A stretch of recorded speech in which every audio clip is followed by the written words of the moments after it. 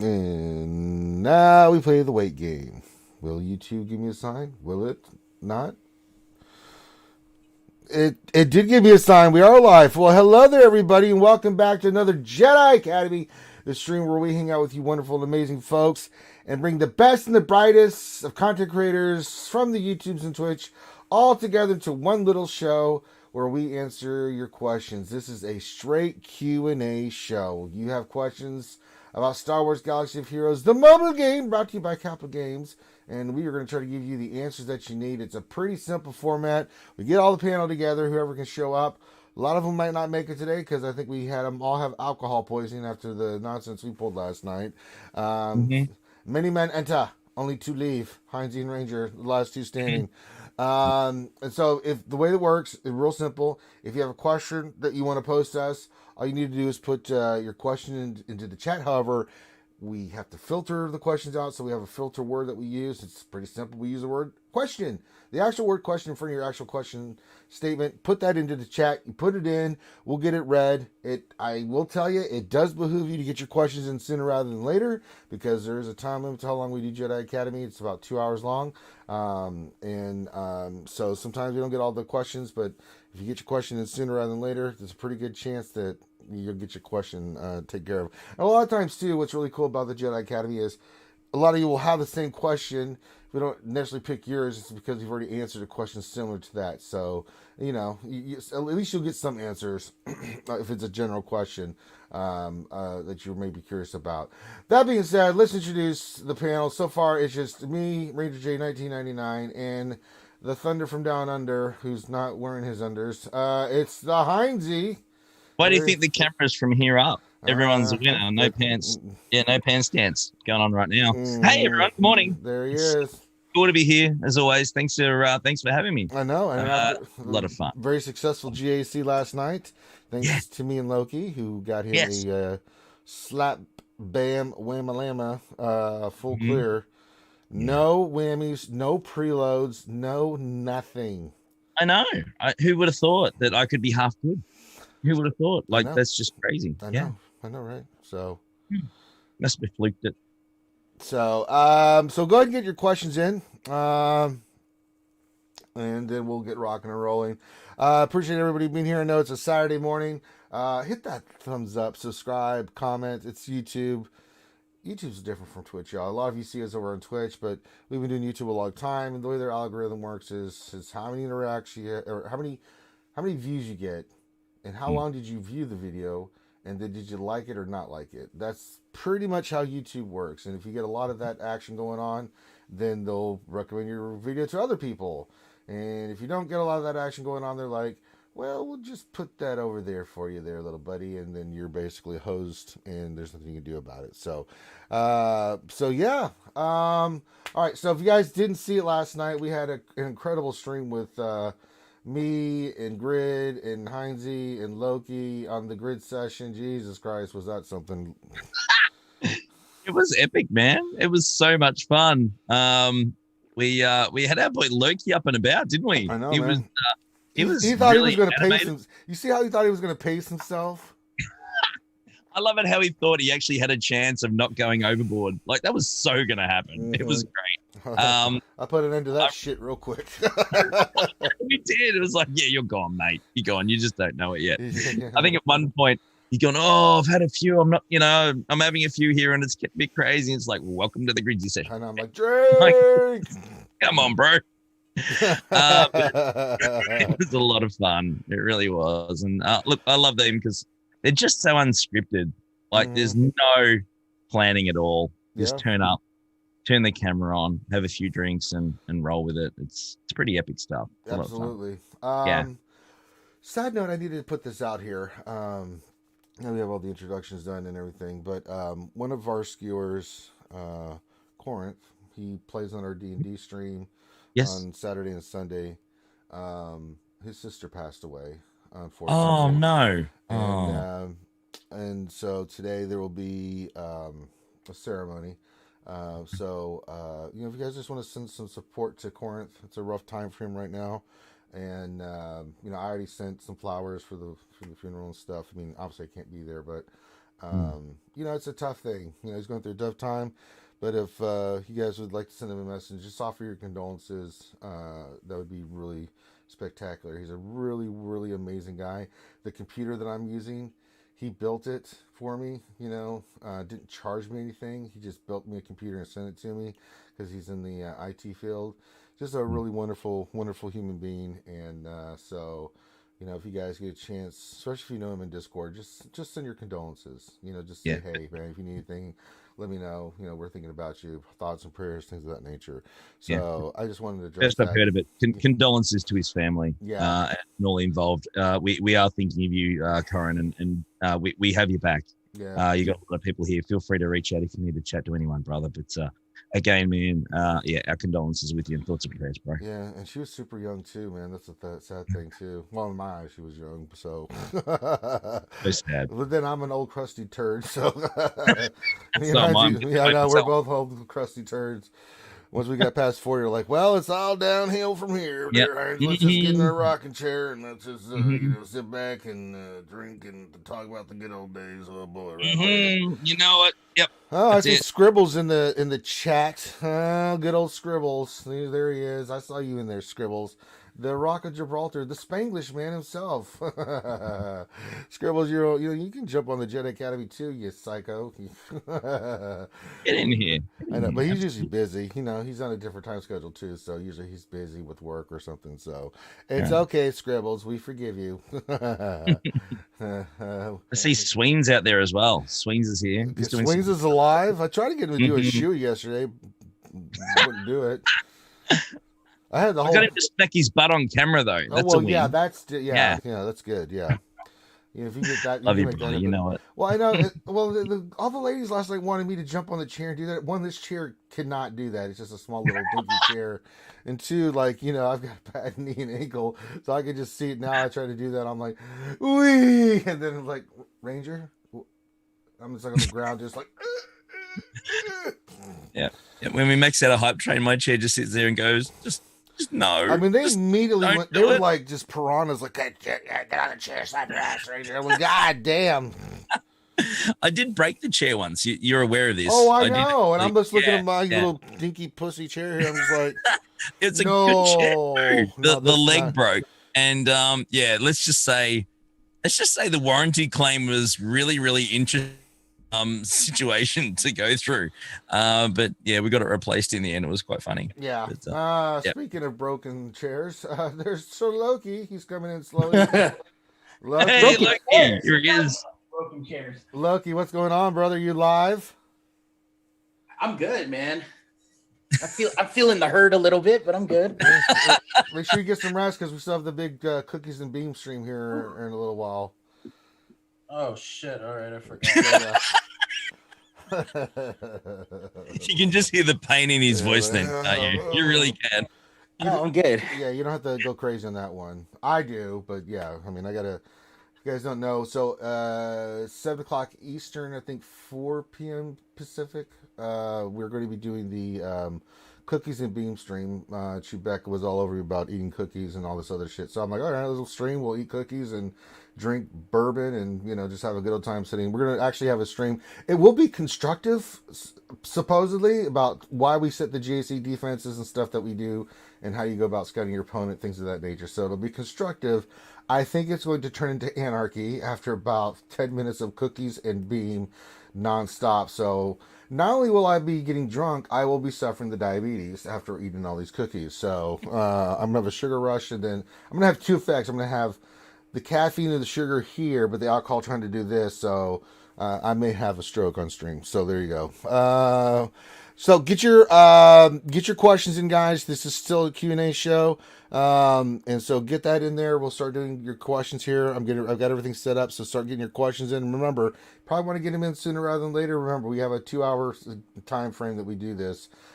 So yeah, there's a sexy Buddha looking alive and well. We were just talking about the Heinz Session last night. Loki, how you're trying to pace yourself, and I said I basically I broke your rules. Yeah, it was pretty. That was good, man. I always have a blast, man. You know what I mean? I love going on Heinz streams, so thanks for the invite on that. But yeah, and then we did my GAC afterwards, so that was a little painful. But did you get the win, or you're not sure yet? Yeah, we got the win. No, we got the win. Yeah. Congratulations. Yeah, man. It was so funny because McVenom was sitting there just like, "Who's that? Who's that? What's that?" She hasn't seen any of the new characters and stuff. It was so fun just to see her reaction. I heard it got wild afterwards on your stream as well. I believe that people were losing their pants. Yeah, that's true. It's true. Yeah. They didn't even have their pants at the start of the stream. So. And that's just can't lose them if you don't got them. You know? I swear that's still the funniest thing. Me looking there and McVenom right on the. I ain't wearing my pants. Look, you're like, all right, well. I just got my PJ top on. Yeah, McVenom almost flashed us. She's like, "Oh, I forgot I'm not wearing pants," and then she was getting up to get some drinks or something, and yeah. It was great. Speaking of not wearing pants, looks like we got Scribbles from Scribe Gaming here. How's it going, gents? You all right? Well, look at this sexy mo fracker. It's good to see you all. What's going on, man? Oh, not much. Chilling on a Saturday afternoon. A Saturday afternoon for me. I think it's earlier in the morning for you guys, right? It's so early in the morning. Good God in heaven, dude. Especially when you did the Heinz stream. Ooh. Yeah, we're a little. I'm sure no alcohol was consumed then. No, just a lot of apple juice. Yeah, apple juice, carrot juice, some tomato juice. Nothing. You must have come away from that healthier than ever. Not really. No, I think my liver is gone. So no. Packed up its bags. It's like, I'm out of here, guys. I'm done. Yeah. So basically, after today's stream, I'm going to go on this crazy diet and workout plan.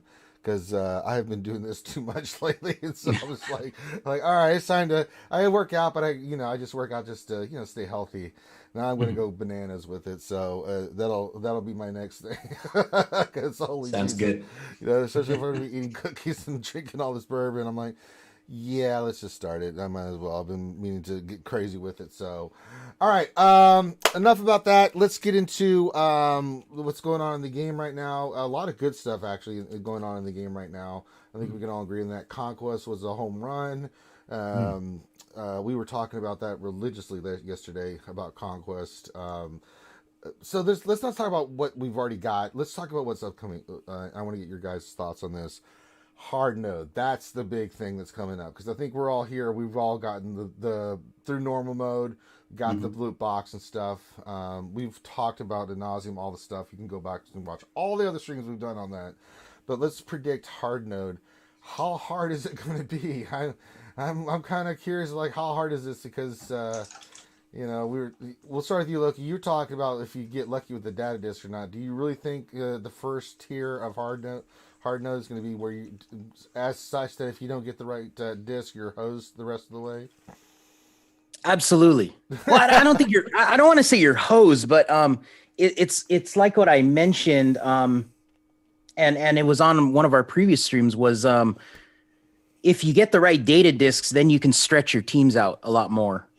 So which means less teams that have obviously depleted stamina. And I remember tiers 1 through 3 for me, it was Yoda,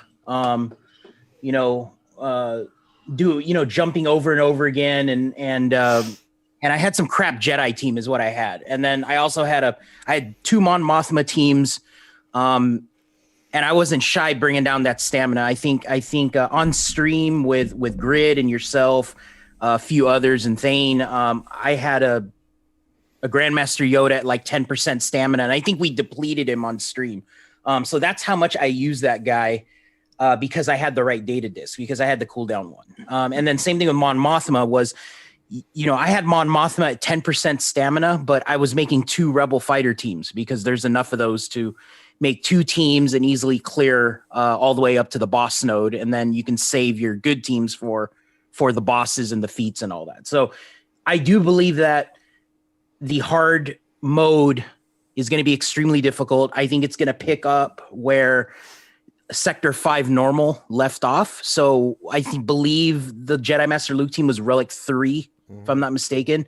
So I believe that Sector 1 of hard mode is going to be Relic 4, and it's going to work all the way up to Relic 8 is what they mentioned in Sector 5.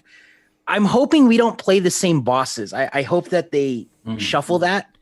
I think it would be kind of weak if it was the same exact map, and just Relic 4 through 8, right?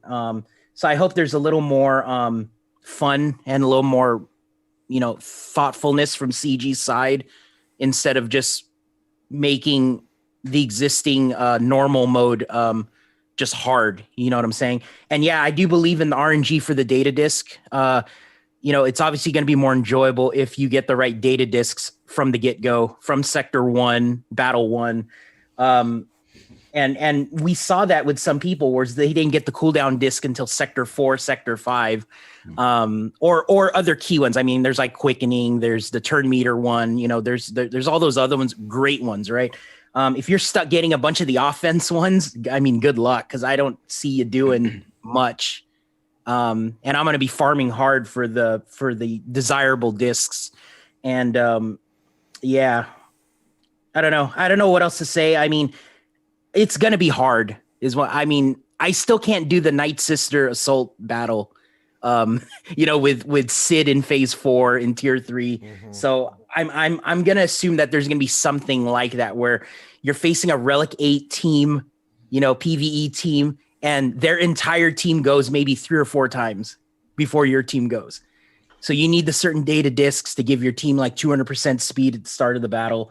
There's going to be all that. So I'm looking forward to it, but I'm also dreading it because I know how CG is. How about you, Heinzy? What do you think? Yeah, look, I really like how this game format has played out so far. I don't think there's many people that are really disappointed about how this has been rolled out and the gameplay and the strategy behind it. This is, so far, this is certainly a game like 3v3, GAC. It's really someone who knows their stuff gameplay wise. It's a theory crafter's paradise. It really, really is. And I think that the hard mode is going to really separate those that know the certain gameplay, like yourself. Like he's a perfect example. You know the game inside and out. I'm not saying that no one else does, let's be clear. But what I'm getting at is that those that actually know how to play the game and the right methods and the right stats in the right place is going to advance really, really well. You're not just going to be able to turn up there with whatever team and chuck some mods on it and clear it. It's just not going to happen. You're going to have to use your brain. And there's going to be plenty of videos and there's going to be plenty of information that's out there to help you achieve these. Only a matter of time. I think that's a great thing. But I think overall, I haven't seen a huge amount of negativity so far with this game format. I just haven't. And tell me if I'm wrong, guys. But I think it's been pretty good, Everybody I've spoken to has been pretty positive about the whole thing. Yeah. I think I might not be alone here. I was a little bit surprised at how well they pulled it off, to be honest. Maybe it's just years of conditioning. Just didn't think CG could bring out a new game mode that would be enjoyable from the get-go. But it really was. The only little thing that I've heard people be annoyed about is just the slight amount of RNG that you can get when it comes to what data discs you actually draw, right? I've had people that have got, reportedly, people that have gone all the way through to stage 5 and they've never seen anything above a 2-dot data disc. I'm like, that's pretty rough. I mean, there are some really good 1-dot and 2-dot data discs. Like you said, the deployable cooling system one is like top tier. There's another one, I can't remember the name, but it inflicts locked heal immunity and armor shred when they drop below 100% health. That's fantastic. But not being able to get things like Dread, for example, would suck. That Leader's Resolve one is also pretty good.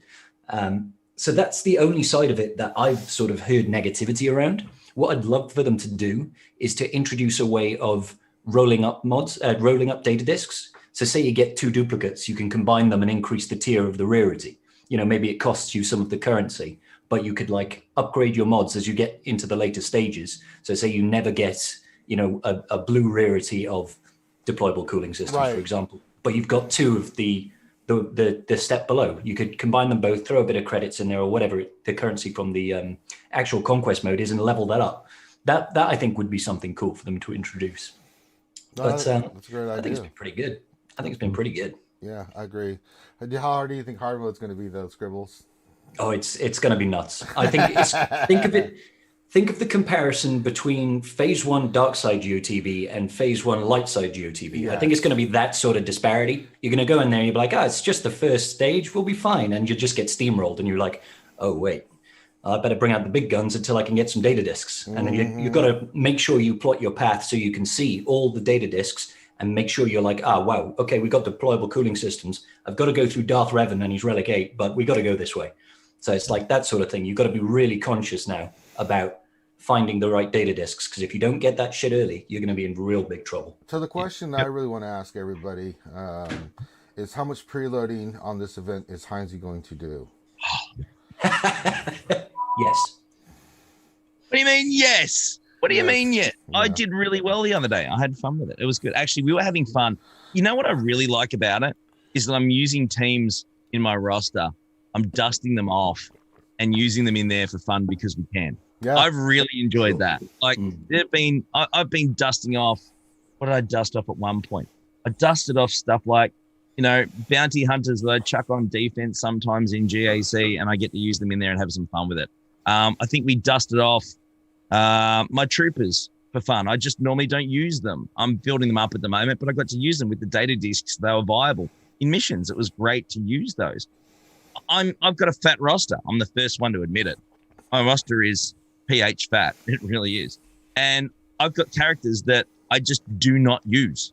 I just do not use them because they're not useful in territory wars. They're not useful in GAC. They're not in TB because they're not solid enough. I can chuck them in that event and have some fun with them. And we've been wanting to use our toys for some time now, and I think this is a good avenue to do that. I like it. All right. Well, the questions are definitely coming in hot and heavy, so let's start rocking and rolling and get into these questions, guys. Let's do this. All right, we start off with question number 1. If I can find the damn thing. All right, Darth Scion for Heinzy, I think. Let me make sure. Yep, it is for you, Heinzy. From Darth Scion 1972 says, question for Heinzy. If you could add one thing to Conquest we don't have right now and remove one thing from Conquest, what would it be? I actually don't think I would remove much. I really like the way they've got it. They've got it tuned really well. As far as what I'd like them to add, I would personally like I've got the red crate, for instance, at the moment. I've got the red crate and a lot of us have them, and we're sitting about how many days out before we can actually get the thing. I'd love it that if you actually achieved it and finished the whole thing, I'd like to be able to get that crate once you complete it. Whatever day it is, I reckon that would be really good. Instead of having to wait right to the end of the event, I think that would be pretty cool. But that's the only change I could think of. But I am really, really enjoying it. It's fun streaming. It's really fun overall. And so far, I haven't, in normal mode anyway, I don't think you'd want to change too much. I just don't. I haven't changed, and Nathan H asked this for all of us. It's like, well, what do you like most and least about Conquest?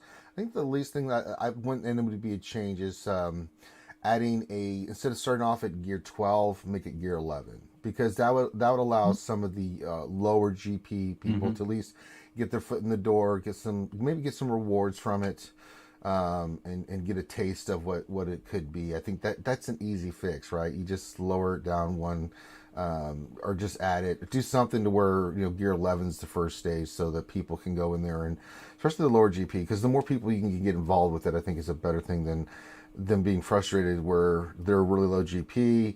They only have maybe 1 or 2 teams. It's and they're like gear 11, gear 12 is their max thing. So that would be my one thing. Anybody else want to throw anything that they would change? Because I think we all agree that we really like it.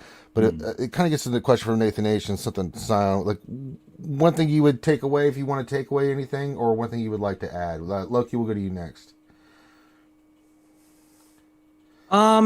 No, I agree with Heinzy. There isn't much. I mean, I'm like splitting hairs if I'm really thinking about something. Sure. I mean, personally, I don't like this downtime.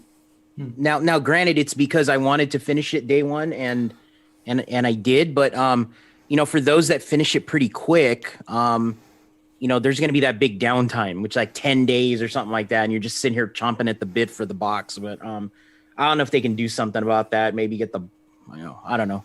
I want to get the damn box like now, you know. But other than that, I mean, I'm literally like splitting hairs. We have to really see how the hard mode's gonna work. Then I'll really voice my frustrations or something. But right now, the accessibility is good. I think going to Heinz's point about easy mode, they did mention something about that on, was it Ando's stream or something like that? So I believe they're looking into something like that. But I really think they knocked it out of the park. And you know, if you really wanted to speak ill of anything, I mean, they should have made Galactic War like this from the very start, honestly. Sure.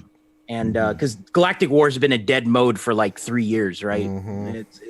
It's yeah, and they really need to just get rid of Galactic War, honestly. I mean, just they can't because they've got all that stuff tied to all those characters. Yeah, I know, you know, but so. It's kind of a pain in the ass, like just I know. I mean, when you're first starting the game, Galactic War, you know, yeah, it is actually. I need my. But no, I get it, man. No, I mean, dude, it's for the most part, it's been very positive. It's fun. Well, before we get to Scribble's thoughts, we've got my co-host from the GA Center, the Nav. Nav, what's going on? So my second monitor just wasn't turning on. I had to keep restarting, rebooting, and then shutting down. That's not a good thing. Took a while for me to get the PC up and running. So that's all right. Well, give you time to cook breakfast. All right, Scribbles, anything you'd like to add or? Well, only what I mentioned earlier, really. A new way to like improve the rarities of data disks, or even re-roll data disks, or even, you know, the sections where you can pick up data disks, maybe have a high cost to refresh that store. So you know, before you've selected a actual data disk, refresh the store so you can get different data disks. Obviously, the cost would have to be pretty prohibitive, otherwise it would just get abused. But some sort of way to get more data disks, especially if you get trapped in the later section. Adding that would be good. As far as removing something, potentially removing the GP requirement for hard mode, I think it's a little bit harsh on those players, those that have got really focused rosters but are maybe kicking around the 3 mil mark. That could probably do very well in hard mode. I don't think it's particularly fair to gear gate them out of going into hard mode, even if they're not going to get the best rewards. Just give them a chance to really flex their roster, you know, and try and make the most of it. Sure, you'd have to put disclaimers in there saying, if you enter this mode, you will not be able to go into normal mode, or maybe introduce a way to sacrifice your rewards from hard mode and change it back to normal at some point. I don't know. But yeah, I guess that's the only thing I would change from a core gameplay perspective. I think the mode's brilliant. So, all right, Nav, your thoughts? Very good game mode. I think this exhibition period has got a lot of positive. There is a lot of legitimate constructive criticism about the game mode. No one has come out and said, "Oh, it's crap. Oh, this is crap." No one's been, you know, stupid or foolish in their criticism. You know, people are coming up with legitimate constructive you know, how about a refresh in this store? How about a better user face for the data cards? You know, how about giving us the rewards at the end of the event as opposed to at the end of the month? So lots of really good constructive criticism, nothing unconstructive at all. Like, oh, this is so, and it's fun. I mean, granted, there are going to be people that play the mode that don't get good RNG with the data disks, and they may have one of those middling types of rosters that's going to struggle without good data cards. I mean, that's what happened to me on my main awesome data cards. Got myself all the way through to the end of Sector 5 relatively quickly, but on a similar top ATGP account, it took me it's much more of a grind because I wasn't getting good data cards. So but I like that. I didn't have as much fun on that account, but you know, the RNG on the data cards is kind of like, it's like bingo. It's like a raffle. You can see the node where the data card's going to be, and you're rubbing your hands like, come on, deployable, or you're, come on, turn me. And there's like a very small element of excitement in what you're going to get. It's like, oh, come on, caustic. And yeah, so I think it's a lot of fun. And I hope that the little bits and pieces here and there that the community is giving in feedback to CG does genuinely get taken on board. This is not like Galactic Challenges, which was a complete and utter shit show when it was released. And I still don't like Galactic Challenges. Conquest makes me not want to play Galactic Challenges even more. The last 2 Galactic Challenges, I didn't even bother doing on my accounts. I just haven't bothered. I have no interest in it whatsoever because, as far as I'm concerned, it sucks. And this is just so much more fun. So if I've got the game in front of me and I have a spare few minutes, I'll burn through my energy on Galactic Conquest. I won't even look at Galactic Challenges. I don't give a shit about them. You have to have legitimate. Really? You have to have. That's the thing for Galactic Challenges. You have got to have legitimate. Teams, and I don't mean pooper scooper teams. And even then, like the Mando feats, when that shit was going on, I had all the relics, and I was like, I got no chance here, man. It really did turn me off. Where I'm like, okay, I'll just get what I can.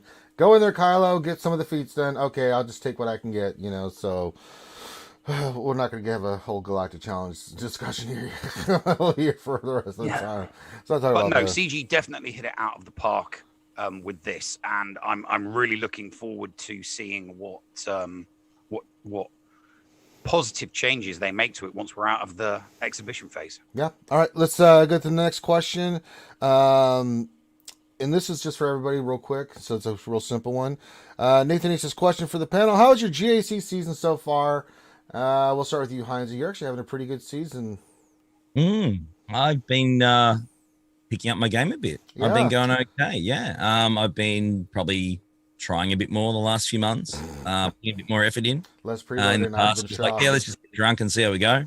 So now I've been putting a bit of effort in, and I have an outside chance of getting Kyber on Monday. So all going well. Hopefully we'll get Heinzie. Wow. All right, Loki, how's your season going so far? You are, but now Heinzie and Loki are both in the major leagues on the GAC Center. Hey, Heinzie, why don't you post a goddamn report once in a while, like how you did? Make me look that up. Dude, just well, that's fine. I'm gonna have some fun. I'm kind of a big deal. Yeah. I haven't got time for that sort of stuff. Fine. That's why I give you such a hard time when I do your report. I would give a report if I wasn't so drunk and I remember what I did. Okay, that's true. That's a fair. That is a fair point, man. That's a bit hard if I don't remember. Yeah, that's a fair point. All right, how's your season going, Loki? It's going well. All my losses are pretty much. I don't know. You talking about this round, or are you talking about like the entire season thing? Yeah, the month so far. Yeah, for 5v5 month. Yeah, let's just talk about 5v5. No, all my losses are to guildmates, and it's just semi me having fun, I guess, and then trying to challenge myself. But I've always lost when I put 4 GLs on defense, so maybe I should stop doing that. But they all come down to the wire. It's good. My last loss. To one of my guildmates, Fear. I think it was 30 banners. It was pretty bad, but we Ranger was on stream with me, and it was we just threw in the wrong teams, just bad choices. But so far right now 2-0. We got the win last night, and going into the final round, so we'll see. And then I hit Kyber last night by a lot. Yeah, I hit Kyber yesterday too. So yeah, and ultimately, I mean that's my goal. Just to hit the Kyber, get the box, and be happy with it. But I'm having a blast, man. I love 5v5. Really not looking forward to 3v3, but we'll make the best of it. Yep. Scribbles. Well, this 5v5 season has been highs and lows. I'd like to say. Obviously, I had the opportunity to face off against Cubs, which was great. Lots of fun. Really helped my Twitch exposure as well, which was cool. That was great. But then there's the lows of I lost the last round because of a goddamn game crash again. Oh, no. And it just triggered me so hard that I threw fleets and couldn't full clear. And I was just so salty about it. Yeah. So I didn't even check my today's lineup, and I just let the defense roll over. And I was just like, I hate this game. I hate it. But I should still hit Kyber. Yeah. I'm about 1,000 points away, 1,000 banners away from Kyber. So win or lose, I'm going to beat this guy. He's already stalled on my Ray. But win or lose, I should still hit Kyber, which is all that really matters. It's just my pride that hurts. But other than that, it's okay. The Nev, who forgot to join. Don't even go hold there. on. Let me caveat. He says that he joined twice and it didn't accept him. Conspiracy theory in me says he forgot. He was drinking and eating good hearty English breakfast and forgot. No, yeah, right. I went Triple Crown in week 1, Triple Crown in week 2, and I was going for a Grand Slam this month, so I just I forgot. I didn't look first thing in the morning, join, and then check at 3 o'clock, see I hadn't joined and joined again. Because I didn't want to go for another Triple Crown in week 3. No, I'm undefeated this month.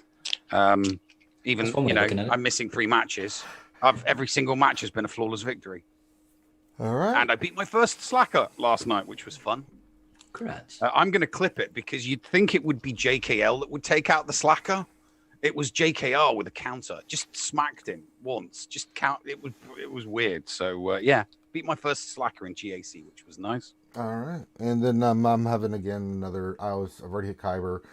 I think I'm 9-2. And the 2 losses were barely losses. I was kind of surprised as we're like, wow, okay, you got through that defense. I just salute you. Hey, goddamn, if you pull that off against me, then I'm like, you scored 21-40. I'm going to be like, yeah, I give you the win. You beat that defense I put. So 9-2, we'll go for the 10-2 on tomorrow, and we'll have some fun with it. So there we go. All right, let's go to the next question. This will be for everybody, but we're going to Loki next. From DT, our boy Devil's Church, this question: what are your thoughts on the Bo-Katan rumors? Who will be required and what gear levels? Any chance this new tune breaks the meta? Bo-Katan, man, we talked religiously on streams about this one, Loki. That's why I'm going to you on this one. Get your thoughts on the rest of the panel's thoughts on Bo-Katan, because I think we both agree, Loki, she coming. She coming soon. She is coming. Is it related to Grogu missing from I don't know, from Beskar Mando? Who knows, man? I mean, they have Razor. I threw out there on the Wednesday night stream. I said, man, wouldn't it suck if they threw her in Galactic Conquest in the hard mode? So it's normal mode is the Razor Crest shards, and then hard mode is the Bo-Katan shards. That would be a big kick in the nuts, wouldn't it? But hopefully she's accessible to everybody, and maybe you need Dark Trooper, maybe you don't, but I feel like with the pack reoccurring, right? They have the Mandalorian Legacy pack that just keeps popping up. They want to pump us full of 25 shards of each of those characters, and you want to now believe that those are the requirements, right? For a legendary of some sort, or maybe a marquee where. I don't know how they're going to release her, but she's got to be good, man. She's been in the cartoons. I mean, obviously, and she is a legendary in my opinion. And hopefully she makes the Mandalorian faction a little more stout, because right now I think the armor is the only leader that has Mandalorian synergy. So hoping that she brings more to that. Do we need another leader? I mean, why did they make the armor leader if she's not going to be used? I kind of feel bad about that, but she's got to have synergy, I guess, is the big one in my opinion. She's got to have, if she's not going to be a leader, which I don't know why she wouldn't be a leader. I really want her to have like an Imperial Trooper synergy of some sort where she calls all the Mandos to assist, or she maybe protects them, or it's kind of like Beskar, right? He gives damage immunity to Mandos, so maybe they build on that, and she gives another, not damage immunity, but maybe she gives a very good buff, like a locked buff of some sort, like a stealth, like something that like an indispellable stealth, or maybe a taunt of some sort, like she can give a taunt to somebody. I mean, I don't know, but her character in season 2 is just phenomenal, and she's obviously a leader, and she supports the team, and she can fight and all that stuff. So she's got to be a good tune, and I feel like the pack, I feel like maybe you need Gideon, maybe you need Dark Trooper to get her as well, for one of the battles. But I don't expect her to be a cheap giveaway, I guess, is what they've been doing that recently, and it's been a while since we had a character with a lot of big requirements. So yeah, that's where I'm at. All right, anybody else? Epic Confrontation May. We'll get Fennec Shan, maybe the other two characters from season 2, and it'll be an epic confrontation in May. Same time that they release the Bad Batch on Disney. Disney will do a big promo. We'll go play the game. You can get Fennec Shan, and you can get Bo-Katan, and it'll be four areas. They'll start off in the Galactic Republic era, so you'll need a bunch of characters that are Galactic Republic. Then they'll do a Phoenix match. There'll be something from Rebels, because you got to remember how many programs and how many eras she actually spans. So then that'll involve having to do something to your Phoenix, maybe a fleet battle in there, maybe a fleet battle in there like they do with the gas event. And then the last one, which is why they'll need Fennec Shan, it'll be Fennec Shan, Cara Dune, Bam, and the newly anointed new character. You'll actually get to use Bo-Katan in that final, and you'll be going up against some stupid OP Moff Gideon character in the final, and then you'll get your five star. You'll get your 5-star Bo-Katan and the new store for Galactic Conquest will be just like Get To. That's where you'll use your currency to buy shards to take it from 5 to 6 to 7. That's what that is my speculation anyway. All right. Anybody else? Well, before anyone speaks, Meow Meow did a donation again, and I'm not going to read it. I'm just going to let her let it speak for herself. I'm just going to acknowledge that she did $10 because it's related to the Eternal Twins, and and she wonders why I'm not joining her new guild, the Meowie Chlorians, because of this nonsense right here. So we love Meow Meow. She's amazing. Thank you for the $10, but no, I reject the message on principle. All right, so there's that. Anything else on Bo-Katan? Moving on. Yeah, if I can. Yes, please. Okay. My opinion is that she's not going to be easy to get. Totally agree with that. The requirement is going to be this: Dark Trooper, absolutely. Moff Gideon, absolutely. You will need Beskar Mando, absolutely. I think that all the hard characters that that are new to the game are requirements for her. She is a character that everyone wants. She needs to buff up Beskar Mando in some way, shape, or form. He really is a little bit disappointing, in my opinion, at the moment, as far as what he brings to the table. And I think he needs a boost in some way. And I'm hoping that she definitely brings that in whatever capacity. But I think you're definitely going to need those characters, that the packs have been out for the last few months. You're going to need those guys in some way, definitely, because the whole idea is that they want to push the packs and they want to push, the difficulty of getting these characters. They don't want it easy. They want you to work hard for it. So I think you're going to find the new ones are going to be required. All right, there you go. All right, we move on to the next question. This is for Scribbles. First one is, how is Smudge today? May we see him? From Nathan H. Oh, Smudge is good. And let me go see if I can find him. I'll bring him back. You guys talk. That fool's busy streaming, man. Don't bother him. Yeah, seriously. I mean, you don't have to get. He's got a little cat stream going. Yeah, I know, I'm right? actually getting some peace and quiet from the puppy to my left. I know, right? Tranquilizers are working well for you there now. She just got tired of me saying no. No. So she's lying down and falling asleep. All right, while we wait for Scribbles to come back with the Smudge report. Oh, there it is. There's Smudgy. Smudgy's on the screen. We have a Smudge sighting. He's like, bitch, why did you wake me up? Yep. Again, he was not happy about it, but I'll give him some treats. But he'll get treats. He's like, well, if you're going to wake me up for that, I mean, yeah. Let's see. Oh, he loves this treats. Look at him. He's like, okay, what's one? Hey, sit, boy. You behave. Yeah, there you go. Oh, another one. All right, Smudgy's getting one more. We don't give him too much. No. We don't get the cat fat. We don't want to give him diabetes. Yeah, we don't want the kitty diabetes. All right. Let's get a legitimate question for Scribbles. This is actually a good one. There's a lot of bugs in the game. Nathan H says, question, have the GAC bugs, including the terminal ship one, gotten any better? There's a lot of bugs going on in this game visually and stuff since the latest update, right? Yeah. Let's talk about that. What the hell is going on, man? It's starting to get a little annoying. Have you guys had the... I have it when I go around switching mod sets, but my whole roster grays out. Yeah. It's so annoying. Yeah, that or you can't see the materials you have for slicing the mods. I'm just like, well, how many do I have? You have to click it, and then there was the bugs with where you can't see the feats, in the geez. There's a lot of stuff.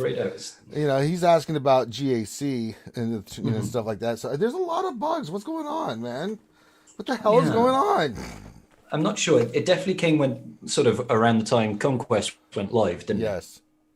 And it just seems to be one thing after another. The one I haven't seen, though, is the missing turn meter bug. Like, I haven't seen that one in a while. I don't know if you guys experienced that. There'll be a character on the field that they just won't have a turn meter bar. So you'd have to no idea when they're going to take a turn. You'd have to, click on them just to see if they're going to, are they 50% turn meter or whatever. Sometimes they wouldn't even have a health bar or a protection bar. And you're like, that guy's just freeloading. Hey, Smudge, what's up? But I don't know. They need to sort that out. They need to do a quality of life fix, squash some bugs, make our general enjoyment of the game a little bit better. Because there's nothing more frustrating than your game crashing in GAC. Yeah. I'm not salty. No, not salty at all. 2020. Hashtag 2020. All right. Let's see here. So we had the Smudge report. Let's see here. Next question will go to Nev. Let's see, what is this from Bill Butlicker? Well, we kind of answered this one already. So, Bill Butlicker, we talked about the hard node and GAC and stuff earlier, so you can go back and watch that. But appreciate the question. But he was asking about the hard nodes, for GAC or for Conquest. We kind of covered that in depth already. Let's see. Here's the one, Nev. It keeps getting asked. We talked about it on your stream last night, Heinz, so we'll get you in on this because this is the question you asked us. But Nathan H is asking Nev, question: how well do you like streamer versus streamer GAC? Oh, I think it's extremely entertaining. Because you've got two types of streamer versus streamer GAC. You've got the entertainment one, and then you've got the competitive one. So you get two different types. So you get double the entertainment value. Now, because actual account versus actual account is much rarer. It doesn't occur very often. But when it does occur, everybody's like, oh, wow, this is, these are two people that are, it's their accounts. They know them inside and out. And it's going to be very, very, very competitive. And then you get the exhibition matches where you get content creator against content creator. Normally, it's one person's account versus a borrowed account. I'd like to see the other type of exhibition match where it's two streamers and they're both using borrowed accounts. Because I think that would be both competitive and entertaining because neither streamer would know the roster of the account that they're borrowing. So I'm waiting for somebody to do that. I'd love to see someone do that. I'd love to see two content creators do that because then you're really, really testing your mettle and your skill with regards to a roster you have no idea about. You don't know what the mods are like. You don't know what the squads are like. You're just going in, setting a defense, and then you're attacking your opponents. You like I said, you get different types of so I'm all for extra entertainment when it comes to GAC because I love GAC. Fans sure love it, man. You should see these streams. It's just so many people watching. It's ridiculous. It's extremely popular, so there's no doubt about that. Scribbles, you just had one, so what are your thoughts? Well, I obviously might be a bit biased, but I thoroughly enjoy them. I was actually catching up on Sorry, cat yelling. Much like more treats, bitch. You woke me up. Yeah, he wants more dreamies. No, I was just catching up on the Urzatron Cubs one earlier today, and that was thoroughly enjoyable from what I've seen. No spoilers, I haven't finished it yet. But yeah, it's like Nev said, most of the time it's a case of, it's one person's original account versus a borrowed account, which was the case in my matchup versus Cubs. It just really makes you wish that there was a way that you could actually arrange a bracket for yourself. That way, not only could we have like designated content creator, or as Nev was putting it, like competitive GAC players making a tournament for themselves. It wouldn't just be one stream. It would be like a whole GAC where you could literally plot an entire tournament progression. That would be so cool if we could have something like that. But alas, it is not the case. We cannot make friendly match GACs with our own custom brackets. That's big sad. Big sad. Yeah. Even if there was no rewards, even if there was zero rewards, zero rewards, it would still be a lot of fun. Yeah. Heinz, Loki, you want to jump on this? I know we talked a lot about it yesterday at the beginning of your stream, Heinz. Talk about biased. That would be me right now. A little bit. Yeah. It's tough for me to comment, to be fair. Obviously, Nev mentioned about a one-sided matchup with their own account. Let me tell you that's happened before, where a big battle's happened with neither account. It's already happened. It has happened? Yes, it has. Which one was that, Heinzie? Not going to go into that. Okay. But not right now anyway. Not publicly. I'm happy to talk to you later on about where, but I know for a fact 100% that a matchup has happened that hasn't been a main account at some point. Cool. Anyway, all that being said, look, and again, I got a little bit annoyed last night. Ranger knows this. We've talked about this again last night. I get a bit annoyed about the whole whose account it is. I don't think it really cares. I think you're going head to head. And I get the whole concept of exhibition, and the entertainment factor, and thinking that it's not serious and it's not competitive. Well, let me tell you, that's just bullshit straight up, because everyone that goes head to head in a public forum, especially when you got a lot of people watching you, there's a lot of pride on the line. It really is. So I get that we would like to have pure matchups with creators, but there's no facility to make that happen with everyone's different GP. It's just not possible unless an exhibition server was made up where something like that could be created. At this point, the only way that this sort of thing can happen, it has to be done this way. It's that simple. And if there was a method of doing it any other way, if there was a way that we could get all the creators together in an invitational format, we've talked about this on Rogue Actions as well before. If there was a way of doing that, I put my hand up straight away and say, I'm in. Like, that would be amazing. But there's no facility to do that. And I think it speaks for itself, guys. There's an appetite for it, isn't it? Straight up. I think, the numbers speak for themselves. So if there was a way of making that happen, it would be incredible. But I just don't think at this point it's really going to, or it's even on the slate to be a thought. So in the meantime, we're going to see these battles. So enjoy them, because it's a lot of fun when people go head to head. And let me tell you, it's serious business, because no one wants to lose. Let me tell you that straight up. No one wants to get done publicly. Mm-hmm. He's had another donation of $3 from Meow Meow. Says, can Smudge get another treat? Meow Meow Meow Meow Meow Meow. Of course. All right. Meow Meow broke the heart of Scribbles to get another treat. There we go, another treat. More than one treat? Oh, wow, 2 treats. He gets two. Yeah, we don't want to go It's from crazy. Meow Meow. I mean, I can't say yeah, but we don't want to go crazy with the treats. We got to keep Smudge in good shape. All right, speaking of good shape, we've got Warrior from Warrior Presents sliding on in here. What is going on, everybody? What's going on, partner? You live and well? Yep. Yes, I am. All right. Well, we're talking about the creator versus creator GAC matchups. What are your thoughts on those, brother? Oh, those were cool. Okay. Well, thanks for that insight from Warrior. Let's just. That's pretty neat. That's pretty neat. That's pretty fun. They're pretty fun. Nice. Yeah, pretty cool. Yeah, I love those things. Pretty neat. Yep.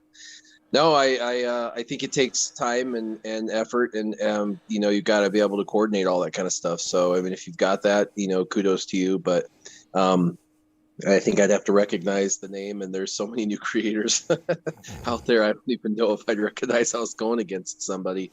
I'm not trying to be like mean or anything. I just literally like 100 new YouTubers. and I've seen him post on like Facebook and stuff like, "Hey, check me out." And I'm like, who is this?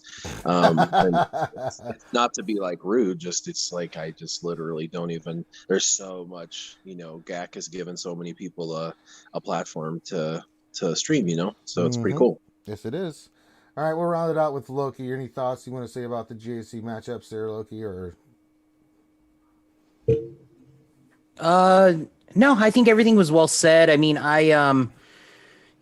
maybe I'm a little biased, Ranger, but I kind of like what you and I did, the other night, where we actually just have, regular people that I know, and we have them both on stream doing their GACs. So I think that was also very fun. So not necessarily two content creators going up against one another, but if you got, two powerhouse, let's just throw out like, I mean, if you got a dude from like Paw Patrol, you got a guy from Maw, or you got a guy from TI Blue or Shadowlands or whatever, they're top guys going head to head, like big stuff.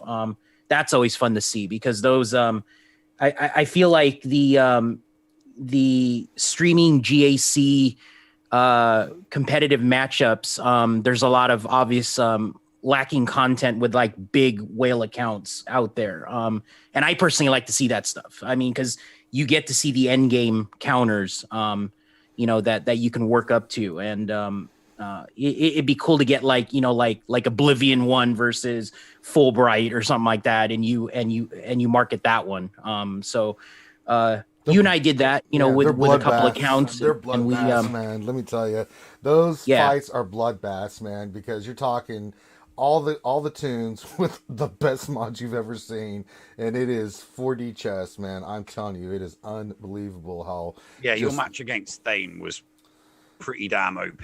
That was just. It was. I mean, it's good, but even me. I mean, honestly, I'm not a big roster, man. Like, I mean, I'm talking the guys close to 10 mil GP, which is pretty sick. And I like to see that stuff, because they're whipping out, they're whipping out some crazy stuff, man. And you're just like, yeah, because he has a Relic 7 Tuscan team, right? And I want to see stuff like that. It's fun, and you never see that with the purple and gold rosters. So, even like seeing all the shiny.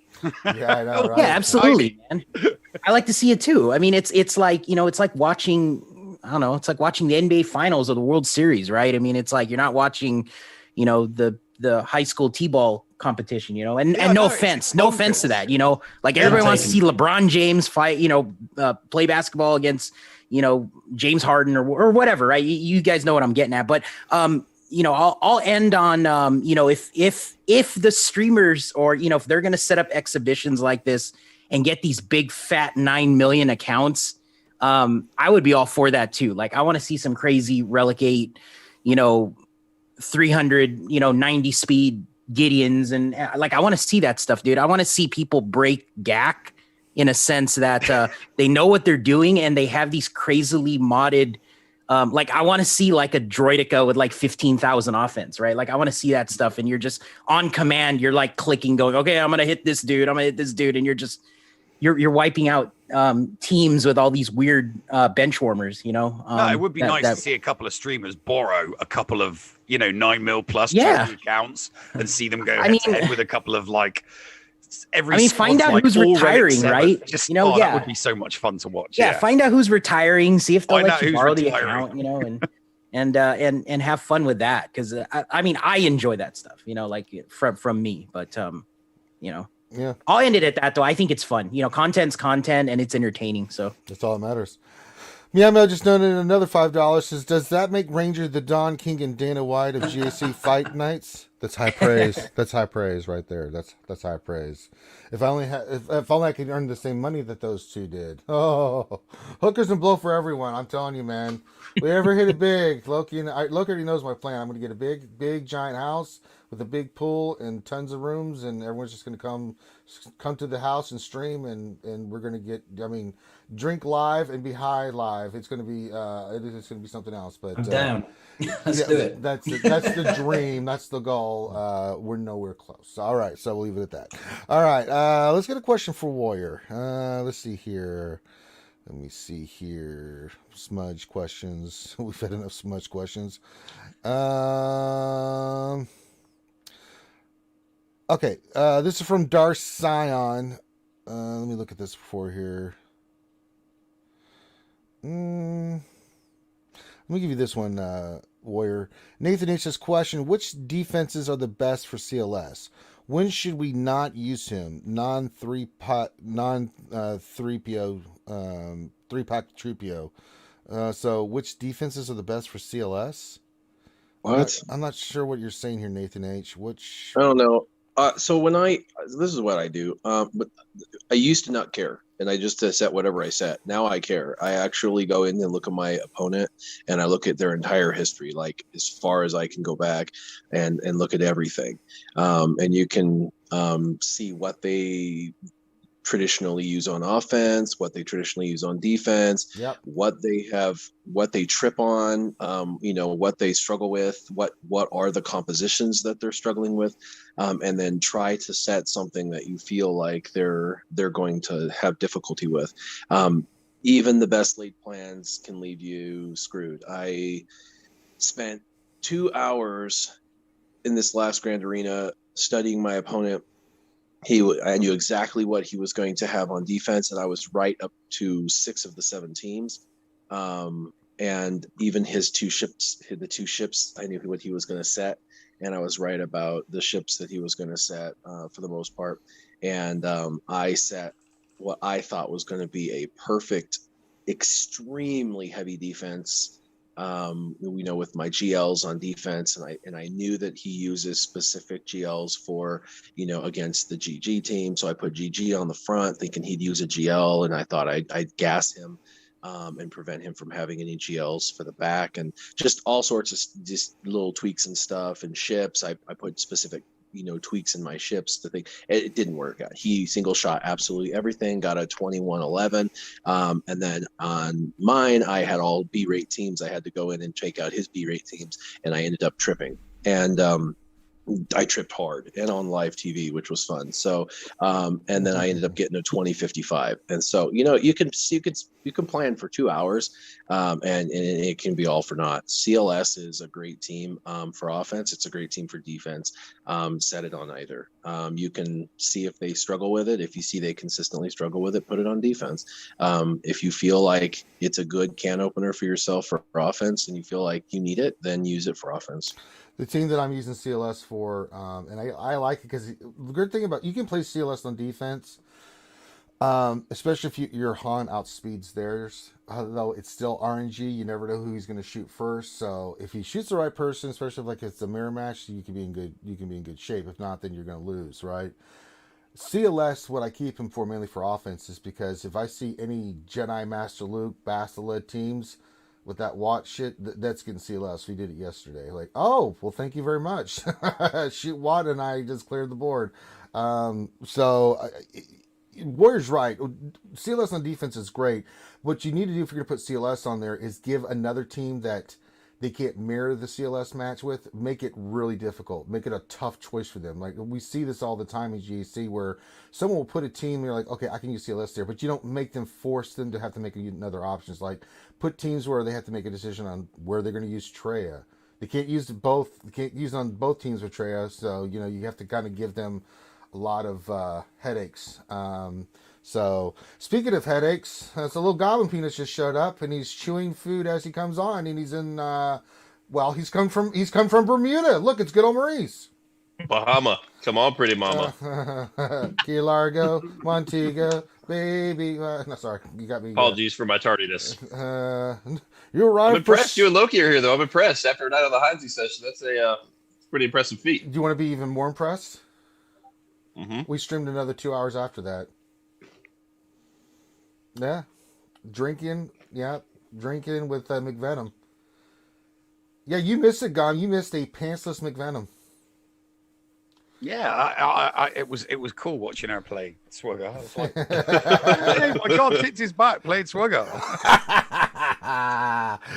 All right. Look at Gom. He's looking bright-eyed and bushy-tailed. All right, let's get to some more questions here. We'll get one to Grom since you just put up there. Actually, this is a good one for everybody. Question for the panel: which character most needs a rework? This is a good question. We'll start with you, Gom. Don't say Mace because I don't want Ram Bam jumping in the chat and having an orgasm. Mace is off the board. We said Mace. Basically, I don't want to take all the Jedi. Just one. Just pick one character you think more than most that you think could. We'll go with Kit Fisto. He's pretty worthless. Yes, he is. All right.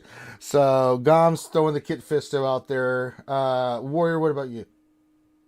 Savage Opress. Savage Opress. What do you think she needs a rework for?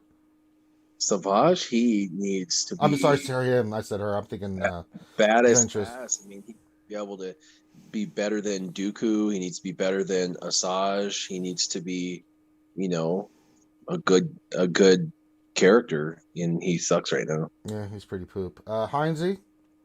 Maul. Darth Maul. Yeah, I'd like to see him a Maul. bit more OP than he is. He's an important character in the Star Wars universe, and I think he needs some love, in my opinion. All right. Loki. He stole mine, man. I wanted to do Maul. Sorry, man. I want to do Savage too, man. Damn, I've been waiting for that. I'll throw out Sid then. Darth Sidious. Sidious. He's pretty bad too. All right.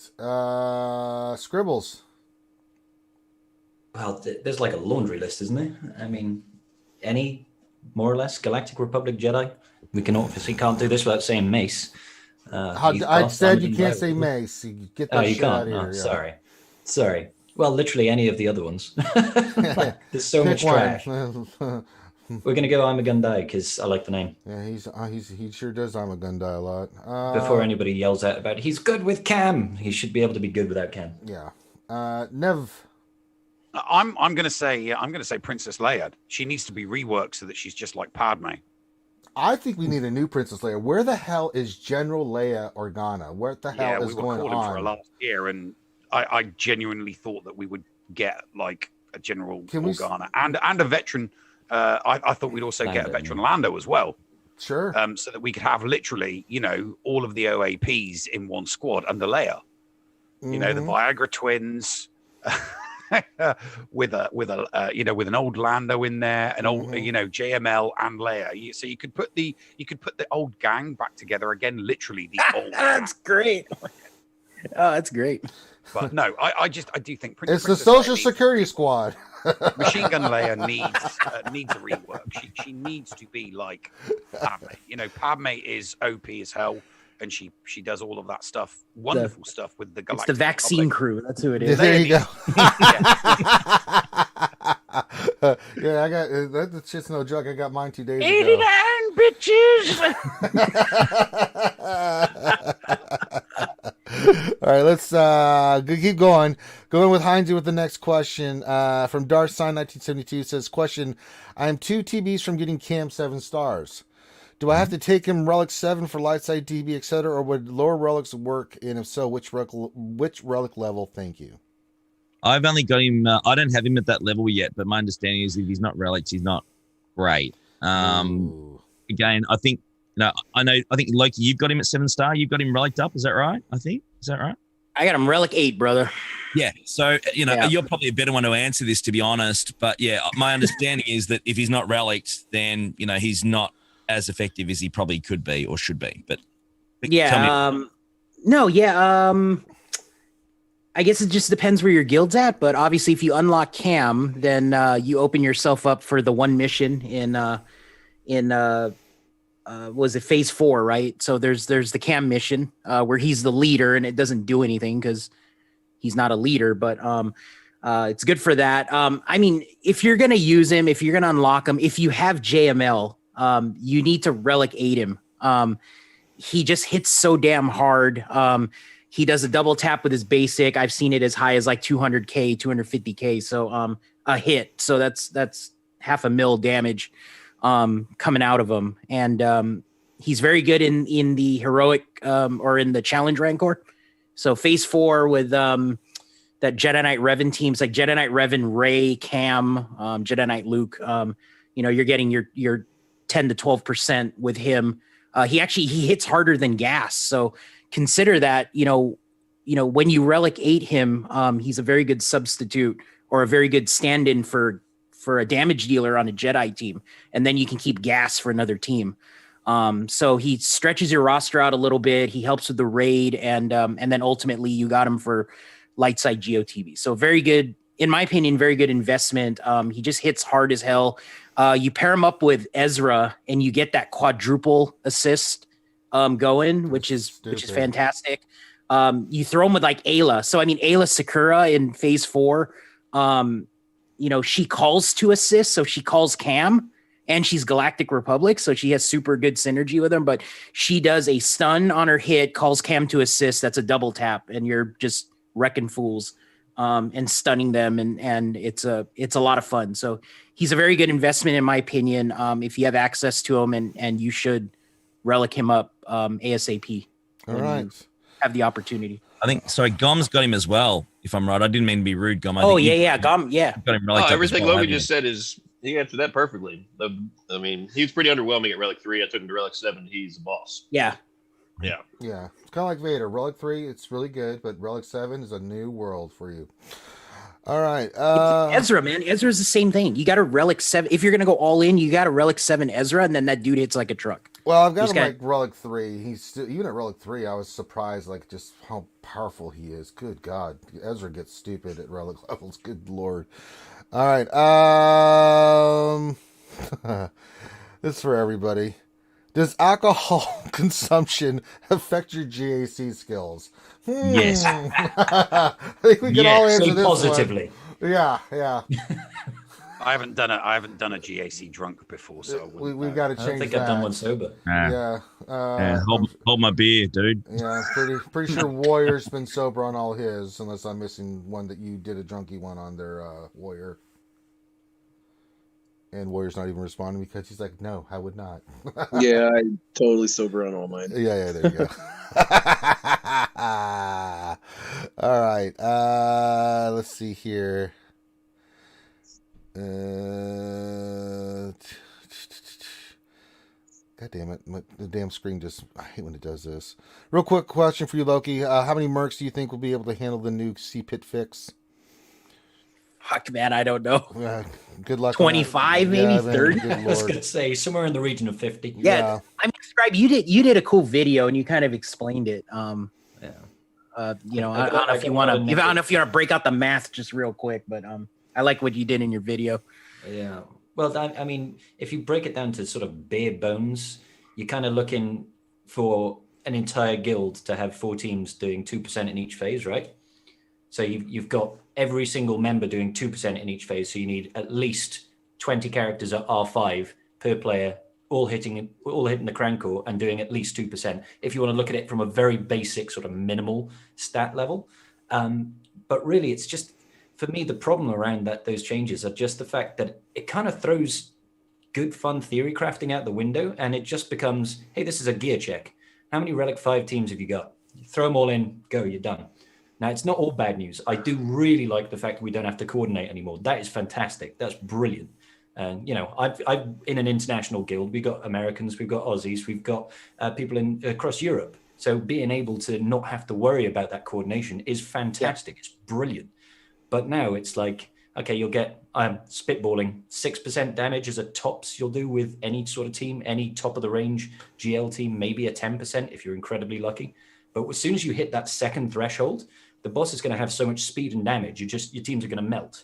So that to me is boring. It's like you don't get the chance to get further into the raid. You don't get to do any good runs.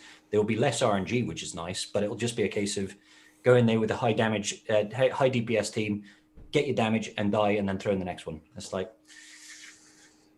all right, fine. Where's the fun then? Where's the fun? All right. Let's see here. Who just did the list? Let's see here. Do you have Gideon scribbles? I have a 7-star Gideon at Gear 7. Do you use him? Yes, actually. I use him to counter Ray. Well, so we'll start with you. And we'll go to Gom on this one next, and everybody else can jump in. What is your favorite Gideon team comp from Nathan H? Well, that's it. I kind of explained it there. I throw him under Vader when I'm countering Ray. So it's not technically a Gideon team comp. It's a team comp featuring Gideon. And that's just because the way he interacts with Rey's ultimate, if you keep your entire team alive and you've got that demoralized debuff on the enemy's team, Rey just does no damage, man. She does no damage to a full team. And that's, I told you, my Gideon is 7-star gear level 7. He survived an ultimate from Rey. It's like, that's an ultimate. So I think he's a great character. Obviously now with the Imperial Remnant teams and the new Dark Trooper that's come out, he's got a lot more viability as a leadership role, but I haven't had a chance to explore there. All right, anybody else? I pretty much just use him as like I only got like 340 speed in my Gideon, so he's 360 under Veers. Like that's still pretty damn good.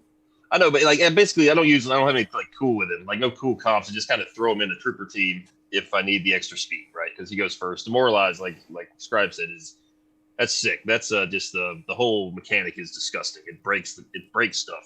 So it's he's definitely worth a flyer. Like this, at least even if you have him 4 or 5 star, just take him up. You know, would you say gear 7? You know, yeah. So I mean, he doesn't have. He's just super useful. Just for so many situations, he doesn't have to be on an all Empire team. You know, you just kind of throw him in, plug and play.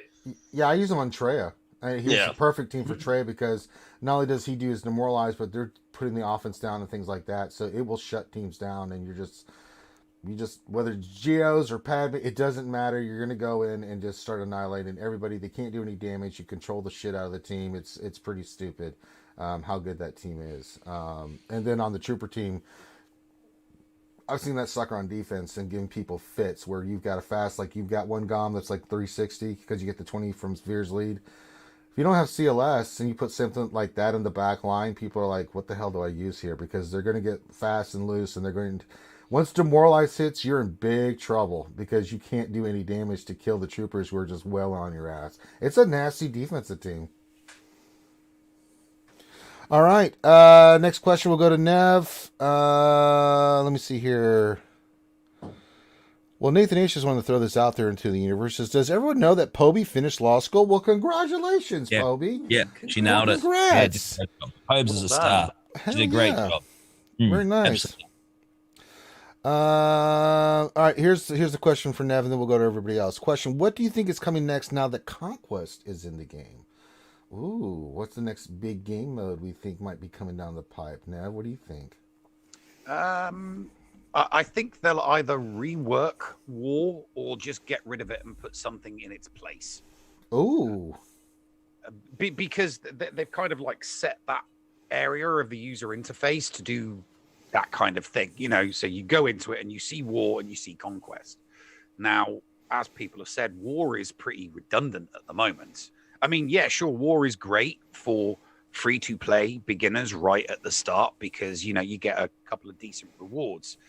But most people that whale it just sim it after they get the 50 wins anyway. So once you're simming it, it does become kind of a redundant game mode. So with the with the new engine that they use, maybe rework it because they've done a normal and a hard mode with Conquest. So maybe they could do a simple rework to have a normal and a hard for Galactic War. I'm not saying that it would be used by the community with those end game accounts all the time, but it could be fun to have something similar to it. You know, maybe they could make. We've been saying that maybe an easy mode in Conquest would be good. Maybe they could change Galactic War to be like an easy mode version of Conquest, because you've got your 12 battles and they could throw some data cards in there and they could make it so that, you know, it's gear 11 squads instead of like the beginning of normal, which is gear 12. So, you know, new players coming into the game could still do well and have practice and, you know, prepare for Conquest. That's that. So that's what I think is going to happen. I think they're going to do a little bit more playing with that section regarding game modes. Either get rid of War or maybe rework it and replace something else. All right. Anybody else have a thought on what might be coming down the pipe anytime soon? Really hope we get a new raid. An actual new raid. Yeah, not a rehash thing. Yeah, like, you know, Crankor is nice to have something new, but something that's actually fresh. Well, and accessible to the public. It's only the that would be upper good. echelon that's doing Crane Core, and they're the only ones getting relegate, right? So, yeah, I can see a new raid. We'll see. It's an interesting question. So, all right. Next to Goblin Penis. Let's see here. From Nightmare says, question: do you think once Dark Trooper goes free to play that his shards go into the Conquest store? Ooh. Could be. I mean, maybe I'm tripping, but they seem to have like the like one faction in there. What is it? The Mandalorian now? Yeah. So perhaps, the next Conquest they do cycle in, or maybe further down the line. Obviously, maybe they cycle in the Imperial Remnant faction, and we have an option of Moff Gideon, Stormtrooper, Dark Trooper, and somebody else in that Conquest store. I don't think he'll be in like the crates or anything, but he could be an option in the like 160 Conquest tickets for shards sort of place. Okay. Maybe. Yeah. I'll be interesting to see how that plays. I can't imagine they leave Mandalorian characters in there forever. Like, I hope they rotate that store. It looks like it's going to be a thematic store. Yeah. It's going to be this season is going to be this faction. Next time you'll get this faction. That's what I would hope. Yeah. Okay. All right. Next question to Warrior. Let me see here. From Johnny Mo says, question: in hard mode, will a wider roster or a more narrow, higher peak roster be better for Galactic Conquest? Oh, definitely a wider roster, but it's going to have to be a high peak wider roster. So it's going to there you go. For sure. It's going to matter that those teams are, Relic 5 plus, but it's also going to matter that you have a bunch of them, because what I noticed was even on normal mode, in that 5th tier, like in the 1st tier, I could take one Relic 5 team and do the entire 1st tier with the one team. And even though they had like 10% of their stamina, they could still win. And it was like, oh my God, they have like almost no stats, but they still won. It's just because those teams were so overpowered in that 1st tier. But in the 5th tier, you lose 20% stamina and you were losing battles. Like, it's amazing what those stat losses do to your team. So it's going to be that much truer when you go into Relic 5, 6, 7, 8. You know what I mean? So going in where you're fighting teams that are literally comparable, and then a lot of people didn't recognize or realize that.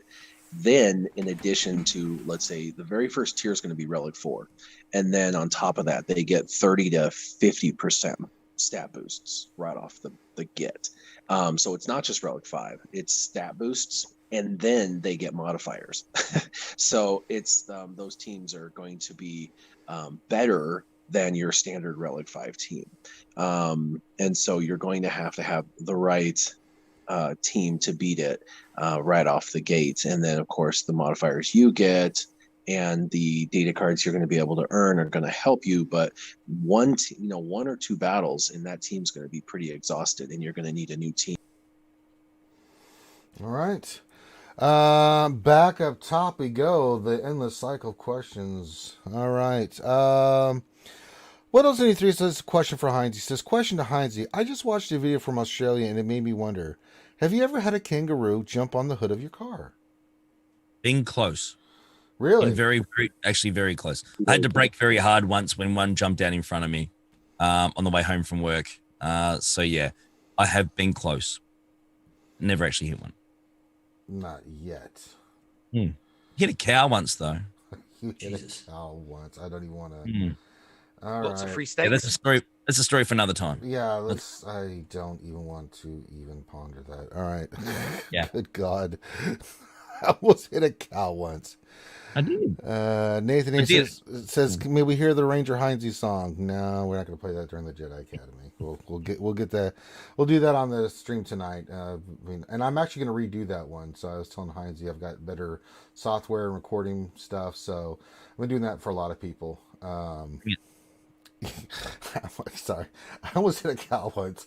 The nimble kangaroo, no, but the immobile cow. Jesus Christ! It was on a cliff, and oh God, getting worse. All right, so this is here's your actual question. That was in there, Heinz, but here's your legit question. Dark Science, this question for Heinz: any chances we will get a meta change in arena anytime soon? Why? Well, if I now have little advantage in arena, I'm not being mean, but I'm so tired of the free to play in my arena shard. I don't foresee. I think the next meta change in arena will be when new Galactic Legends come out. I think they're pretty happy with the variety in arena these days at the moment. I actually like it too, to be fair. Do I like that, they're taking over as far as legends at the top? Not really. I mean, if you want to hit top spot, you're going to have to farm for them. That they want you to do that. There's a lot of investment in them. And therefore, you've got to have some sort of advantage getting to the top. But yeah, I think, when we get new Galactic Legends, that'll be a meta change then. And I think we'll find it'll be easier to climb with those new legends than the ones we've already got slightly. But we'll have to wait and see. All right. Next question for Loki from Zachariah Parlay. This question, Loki, why did you relic Boba Fett so quickly? Wow. Because I use them. That's why. if you watch my GACs, I love to use bounty hunters on offense. Absolutely. So the weak points were, Bosk dying early and then Boba Fett not hitting hard enough. So I did relegate Boba and I did relegate Bosk. And coincidentally, if when I get my Razor Crest, then I'll have a bounty hunter ship squad ready to go, because I feel like those are going to be some of the key ships in that lineup. And I think we're using Thrawn as the capital ship with that. But I don't hesitate doing relegate on the tunes that have pilots, or they are pilots. They have ships, because you kind of get a 2-for-1 special with doing a relegate, commander, capital ship commander, or a pilot or a crew member. So, yeah, I love bounty hunters and I like using them. Nightmare chat right now saying the DR counters. Yeah, counters DR, counters Padme, counters BAM. It does all sorts of stuff, man. You can beat gas with bounty hunters. It's super versatile squad, so I like it. All right. Next question will go to Scribbles. From Darsign 1972 says, question, do you think we'll have time to farm Dark Trooper from shipments when he appears there before CG launches an event? Or do you think CG will run an event for those who only weld on it? Typically speaking, we usually get some time once the shipments have arrived before they do any sort of legendary event or epic confrontation or however they go. Typically, you do have at least a couple of weeks. They normally actually go farmable before then, but it's not always the case. So I think you'll get some time. I still think we're missing an extra unit before we have any event, at least one more. Another Imperial Remnant that's going to be a support to wind out the Imperial Remnant faction. Maybe the Mando side of it is going to be we're going to get Bo-Katan. I don't know. But I definitely think Bo-Katan's coming, not just clarify there. But I think we're going to have time before then. Not a heck of a lot. There never is a hell of a lot of time. So if you are looking to immediately jump on that next legendary out of just enjoyment of the show, or you think it's going to be next meta, I don't think it will be, then be prepared to drop crystals on the shipments when he comes through. But yeah, I wouldn't advise doing it because I don't think it's worth it personally. But if your roster's in that position where you can freely do it and not put behind any of your other farms, then go for it. Yeah. All right, next question for Nev from Nightmare. Says, question for Nev. Who won between Klesso and Mamba? Says, I didn't really care about... Mamba is... Mamba's just out. He's just woke up. He's in the shower. He's going to grab a coffee and then he's going to start. Klesso set him a target of... He dropped a fleet battle. So Klesso set him a target of 2097 to beat. Oof. All right. Well, Ranger, I'm sorry, man. I'm going to have to pop off. All right, Scribs, get on out of here, boy. Thanks for having me, guys. We'll pimp your stuff here. Have a good weekend, man. Brother. Doodles. Cheers. All right, so Scribbles is off the board, and then there were 6. Who goes next? We'll see. All right. And I lost what I was reading. So he says, who won between Klesso and Mamba? We don't know yet. He says, I don't care about Urs and Nightmare. Fake matchup. Everyone else seems to be talking about when there's a real great matchup between two SWGOH studs. I don't know. I thought the Cubs one. It's just fun, right? So I get it. Not everybody likes it, but I don't think we have it. Yeah, it's still entertaining. Yeah. It's still fun to watch. Yeah. If you don't like it, that's fine. Don't watch it. If you don't like cool. it, absolutely. That's absolutely. I mean, there's people that only watch GOM and not Ranger, and there's only people that watch Loki. There's not many of those. No, that's not many of those. That's there's everybody watches Warrior. Some people watch Heinz, and then the rest we just scrape on the bottom of the barrel. Come on. Wow. Hey, I put myself below that, man. You can't bitch. I even put myself down further. No, I'm not having no, you guys are legends, man. I'm just an Australian flog who drinks too much beer. You guys are the guys that make it happen. You guys are awesome. You know it. All right, let's see here. Scribble's disappearing really threw me off here. All right, I think we'll go to GOM and then to Warrior. Let's see here. Next question for you, GOM. For the upcoming 3v3 GAC, what will be the best teams for each Galactic Legend and for offense and defense? Let's just start with Ray there. Ray and I use Ray, IG, and Quill, and people have not yet beat that on the front line against the matchups I've been having. Yeah, and stop putting Han and Chewie with Ray, guys. Stop doing that. You cripple yourself offensively. I don't like that. The same counters. If you know how to beat, if your opponent knows how to counter Ray, they know how to counter Ray. And a lot of, I get the higher end now, it's a lot of mirroring. Like a lot of people are using the Ray Hermits and like Jedi Basila to counter any Ray comp. It doesn't matter if Han and Chewie's in there, IG-11, whoever the case is. It's just, if your opponent knows how to beat them, just put in garbage. Like just put in, just they're gonna beat whatever you put there. So maybe put like Zalbar at L3, something like that. Or the resistance heroes are obviously good. IG-11 and Queel is awesome. They're good on there too. But Kylo, I guess it'd be. I don't really know the best comp for Kylo. I guess. I mean, I did Doc a zombie, or sometimes I go Hux in crew, right?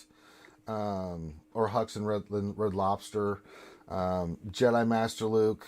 Not the best in threes. I don't know, man. I put him on the back line with Jedi Knight Revan and Grandmaster Yoda, and that thumped people every time. I got to hold every time I did that. Well, I say that that's a big commitment. I did Jedi Master Luke with Grandmaster Yoda and Kenobi, and people had fits with that because Yoda just goes bananas. He just constantly gets called and is going bananas with that turn meter and stuff. So that's an interesting one you can use. C, you're not going to put down on defense, I don't think. You're probably going to save him for offense because you can go with armor if you have it, or Watt, or something along those lines for one of those tough Galactic Legend matchups. But there's a lot of other teams 3v3. We could spend an hour on this of just comps you could do that are really good teams. I mean, CLS 3 Baka in 3PO on defense is super, super pain in the ass hard to beat. What else is there? The Jedi Knight Luke super fast Shock T. Yeah. Shock T team is good, but now that Moff Gideon's way more accessible to the masses, that team's not going to be nearly as strong as it was. It gets shut down. Moff Gideon just has to go one speed faster than Shock T and you win. So it's it's going to be interesting to see. I mean, because you don't want to have you're not going to outspeed Moff Gideon. Like you don't want to put 360 speed your Shock T, and Moff Gideon's relatively easy, much easier to get to 361 than Shock T is 360. So it's just. If you have him, like Scribe was talking about earlier, the R7, he'd be a good one to kind of throw some speed on. And maybe if you can get him like 320, that's gonna get out in front of a few of those JKL teams in like Division 2 and the lower Division 1. So it's I think it's the other teams that are going to be winning. That the other team, the small teams, the B-ish teams are the ones that win my Grand Arenas, not the Galactic Legends. So. Yeah, it depends on who you have and stuff like that. So, I had a lot of fun, if I can. I had a lot of fun with 2 fins, 1 Poe. Quite a lot. That worked really well. I did that. My fins my handbag fins at about 316, I think, something like that. And that's been doing some good work. It got me some good holds last time as well. So it's a bit of a fun team with no legends either. It works pretty well. In defense or on offense? Defense, sorry, on defense. My mistake. Yeah. All right. Next question. We're going to go to Warrior. So sure, interesting question here, Warrior. Question from What Else 23. At this point in the game, with so much work that has to be done, would content creators want game changer accounts back? No, Definitely not. I would not. It's like so much work just for my main account. I have an alternate account, my Scissorman account, and I haven't touched that in a year and a half, or from whenever I quit. So I wouldn't, it's too much work, and it's just, you'd have to do so much stuff to manage it. Plus those game changer accounts were on a specific shard with other game changer accounts, and it takes coordination, and I just too busy for that coordination anyway. So I wouldn't. Heinzie? I mean, I've never had one, of course. I mean, it's probably hard for me to answer that. Well, if you would you want one? I guess it depends on how you would use it. I think it was an account that you could use for entertainment purposes. I think it'd be great, not for theory crafting and stuff like that. Because I think, back in the day, a lot of, the accounts were, everything was on them and all the toys were on them and stuff. And again, it's hard. I mean, a lot of others had these test accounts, obviously Ranger and some others here as well. So, look, they took like hours and hours and hours to like gear up characters and stuff like that and put the right mods on. I mean, it took hundreds of hours to try and get these accounts right. Yeah, it was way too much work. Yeah, if there was a way that you sort of had, not the same way as it was before. If there was a way that you could go in and then you could sort of tweak settings and stuff and play with things instead of actually having to use them consistently to farm them up, I think that could be really handy in a lot of occasions. But yeah, the way that they were before, obviously, you would know better than I would. Warrior, no doubt. Well, let's get Garmin here because I think you had a game changer account. Yeah, that's right. Yeah.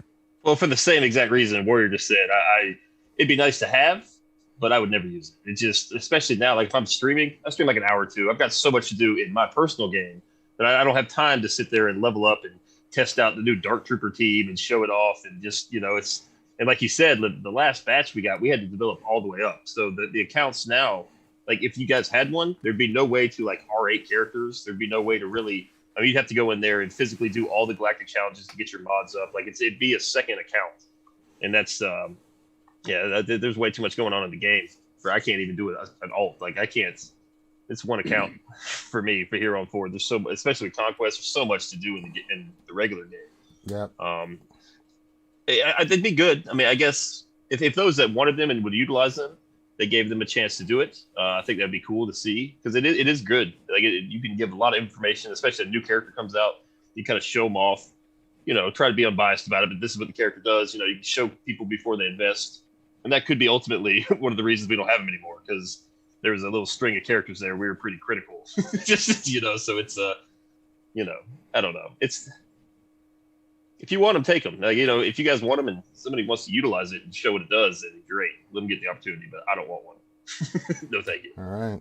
Did you say that, that those test accounts all got put onto the same shard? Mm-hmm. Server, yeah. So, well, what logic would dictate that, wouldn't they all get matched up in a GAC? Now, that's a good point. That Grand Arena wasn't if they brought back the test accounts and then gave it was gave a accounts hodgepodge. to every single It was a person. hodgepodge. What happened was Arnold was on. We were like all on originally one shard, and then people weren't available to like climb, and Arnold was like frustrated because he's like, I want to do a live stream and I can't. And so then they were like, well, we'll build a separate shard for you and Mobile Gamers since you two are available for each other. And so then they built a separate shard for the two of them and shoved them in their own shard, and then they were on their own shard. And then like other game changers were like, oh well, you can do that, okay, well, so then Remon's like, well, put me on my own shard with so and so, and they were like, okay. And then they started making these shards for everybody, and they're like, does everybody want to be on their own shard? And people were like, okay. So they just started throwing people on their own shards. And then they had developers that were like, saw all these hundreds of shards and were just like, jumped on. So the shard I was on all by my lonesome, there was some random developers that jumped on and started playing. And I was playing with some random developers. And for the record, all these accounts, not all of them got shut down. I'm just going to say that. So anyway. Breaking news. Dun, dun, dun, dun. But no, I think dun. if you put, because there are literally there's easily 100 plus content creators that stream. They can't GAC. back them all. They did too much tearing and pulling and twisting and throwing, and they found the ones they could find, and they shut all of them, the ones that they could shut down, and most of them went to the wayside, and the rest of them are being unused, and the vast majority of them are shut down, but there's a few that are unused that are still floating out there. Wow. But there's just too much work. There's just too much work. So I'm just going to say that. All right. All right, where are we at? We're at with Heinz. We're back at the top. Darson 1972. I don't know if I asked this one yet, but I'll ask it anyways. For Heinz, any chance we'll get a meta change in arena anytime soon? Yeah, we did do that one. Okay, so okay, I was making sure. That's cool. Actually, we'll go to Loki then, because I thought we had asked that, but I couldn't remember. Let's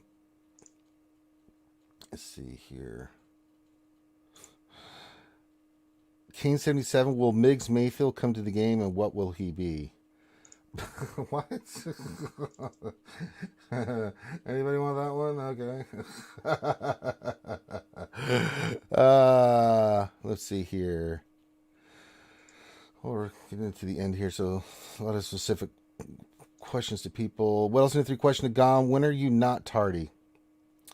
Well, there you go. Good question. All right, I'll throw this out to everybody now. From Gavano, question: what do you think are going to be that sleeper teams that are really going to benefit from Conquest Data Disc? That's a good question. Any sleeper teams besides the big ones that we use? I know I had fun using. We talked about this one, Loki. Mon Mothma, Imperial Troopers were a blast.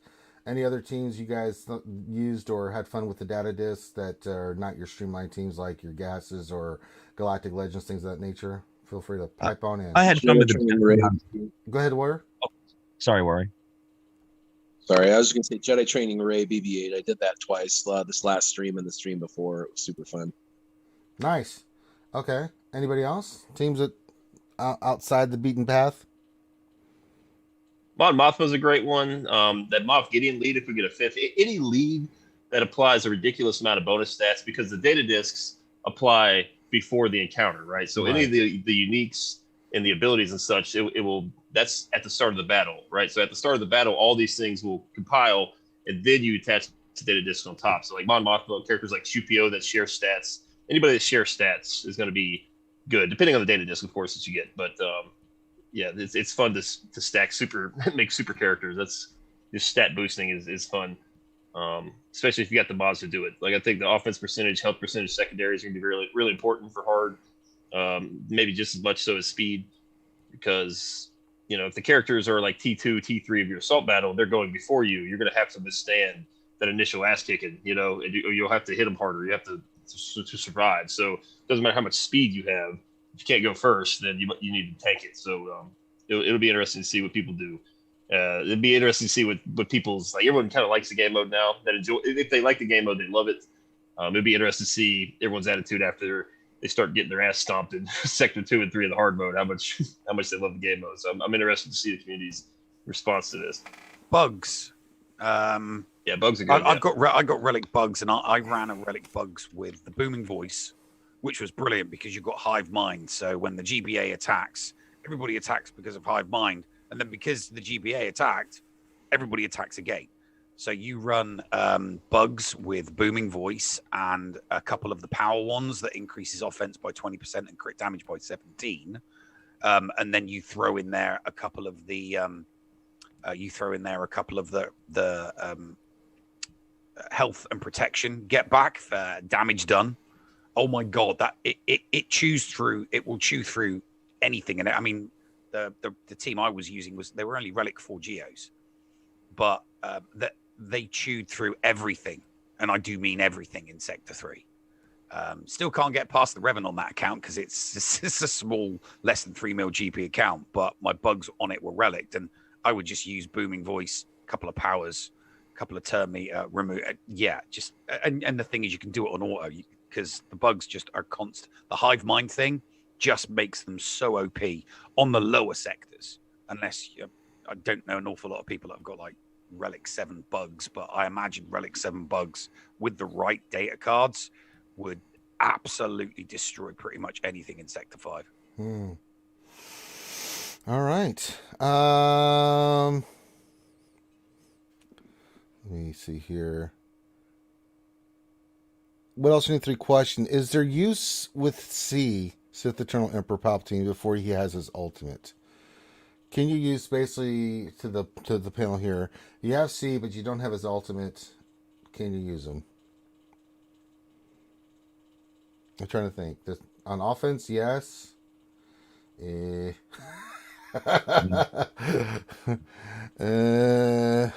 He's so much better with it. He really is, because I remember when we were doing Grande stuff, and he did not have that. We kept him just for offense, but he could take out a lot of stuff. But I mean, it's like SLKR without his ultimate. It's just not the same. It can do some good stuff against some good teams, but it's just not going to work. Did you use C before he had his ultimate? If you do have him, and if so, what did you use him against? Right. So that answers that question. he's good, but he's not.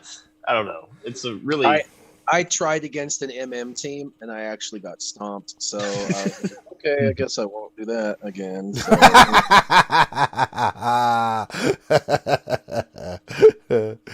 No, it's a tough chore there. All right. He's still good, but he just has limited use. That's the trick. Yeah.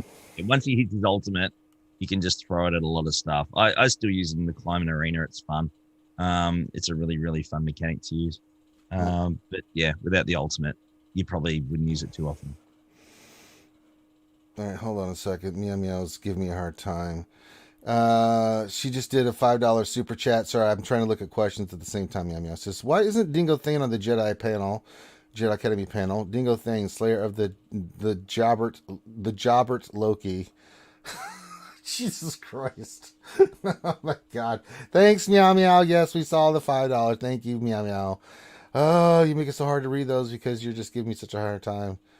All right. Next question here. Let's see here. Meow Meow, can we please get the Ranger Heinz song? Cat Made It Rain Lincolns today. I'll play it at the end. Okay. Goddamn. I mean, jeez.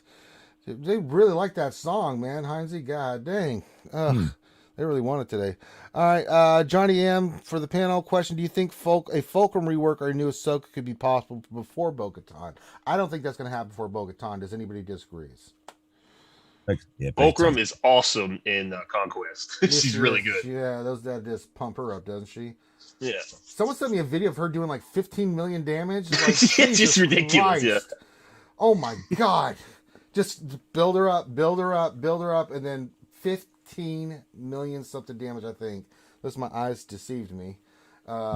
Good God in heaven. But do we think... So the question is, do we think a new Ahsoka's coming in first? Or do we think, from season 2 of Mandalorian? Or do you think it's Bo-Katan? I'm still putting my money on Bo-Katan. That's interesting, man. I still think it's Bo-Katan. I don't think we're getting Ahsoka till much later this year, if we get one. It'll be Ahsoka and Thrawn as the next GLs in 2022. What I think is they're going to do Bo-Katan, but they're going to do a rework of the in-game and make us gear her up to Relic 7. Will be the in-game requirement for her for the event. It will be like Relic 5 or Relic 7.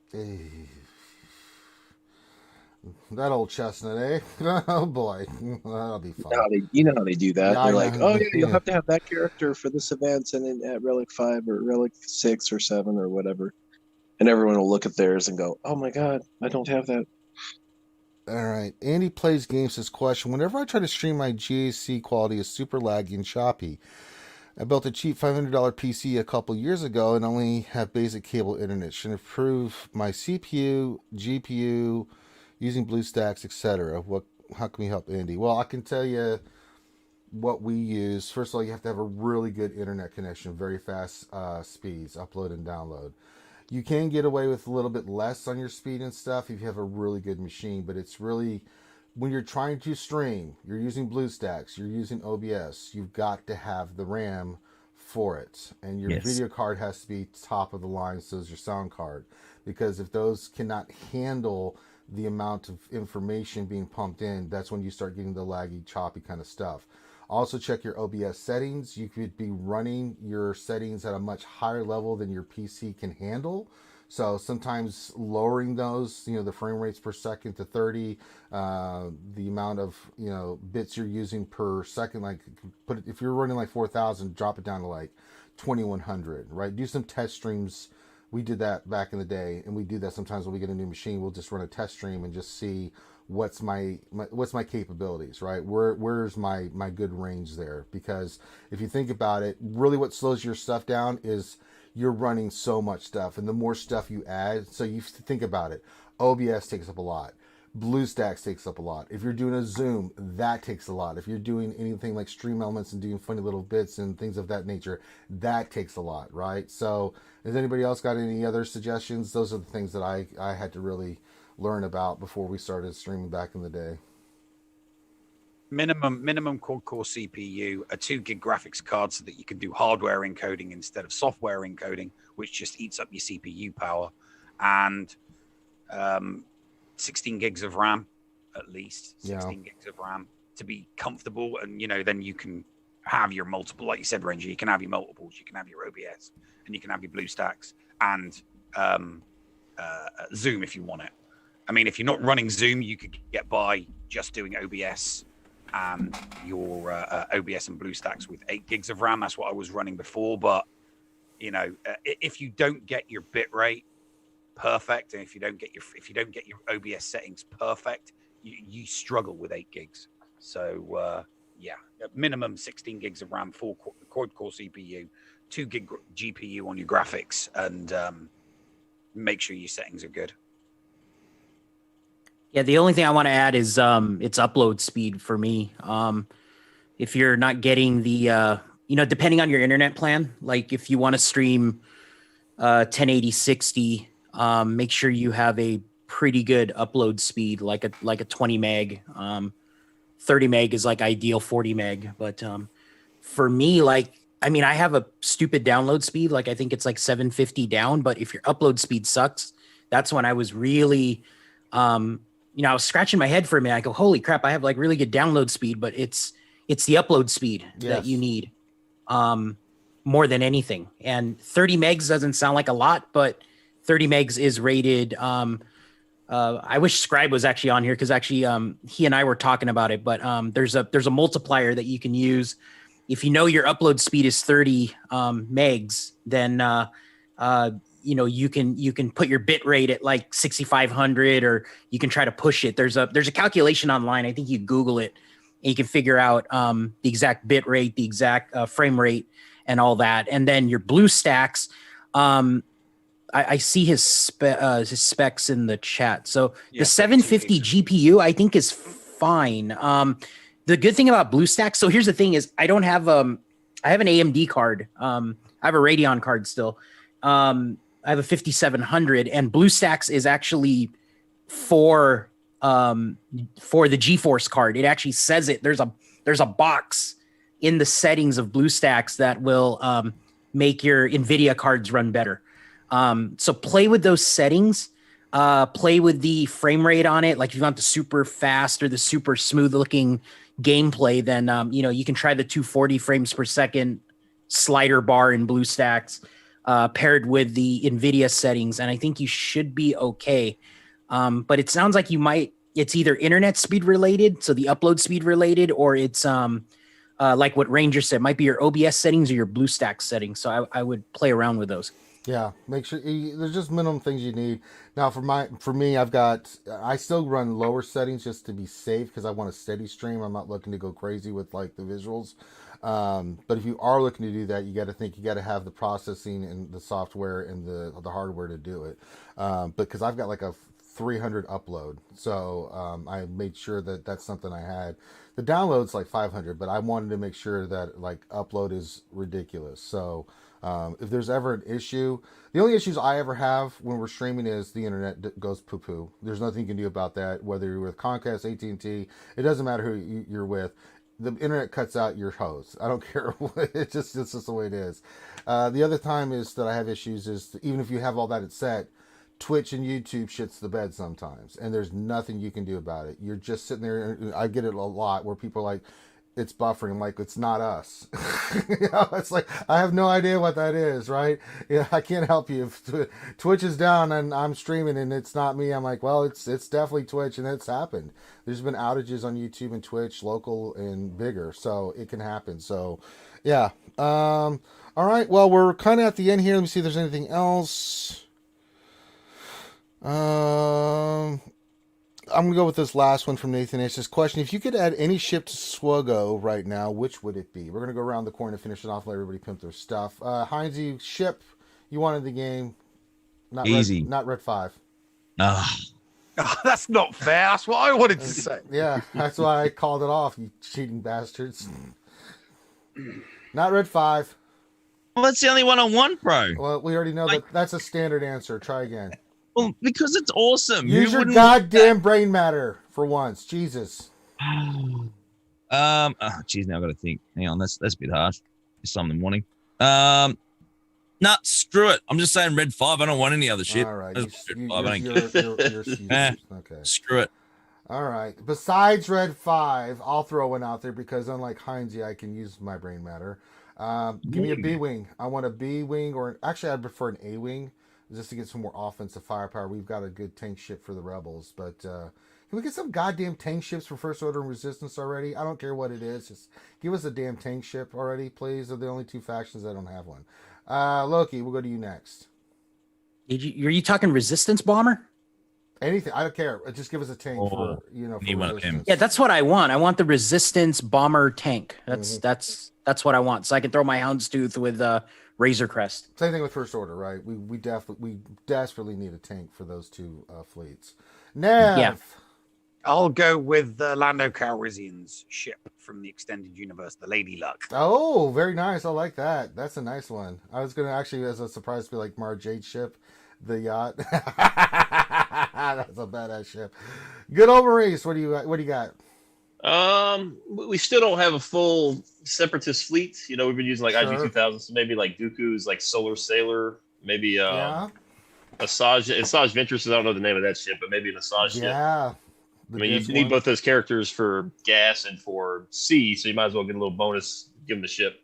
I like that. I like that a lot. Good choice. What about you, Warrior? Yeah, Dooku or Asajj. Either one of them having, little ships, but Dooku's ship would be cool. Yeah, more Sith, so even if we did Darth Nihilus's ship to run, that would be pretty awesome as well. Yeah, that's a good choice as well. I like that. So see, Heinzie, people came up with other things other than Red 5, you wanker. Because I still want Red 5. I don't give a I mean, who doesn't want Red 5, right? Come on. But that's the thing. I really had faith in you that you would come up with another ship. All right. Heinzie. I want Moff Gideon's capital ship, please. There you go. All right, okay, I'll go with that. Heinzie wants another capital ship in the game that's Empire. Well, that'll go over well. Hey, why not? Just saying, why not? All right, we got to wrap it up. It's about that time. So what we like to do here is we like to let everyone pimp their stuff. I'll do scribbles first here, but before I do, do me a favor, guys. It's Saturday morning. These guys can be doing anything else. They're here answering your questions here in the Jedi Academy. Please go watch their channels. Show them some love. Watch their videos. Hit the thumbs up.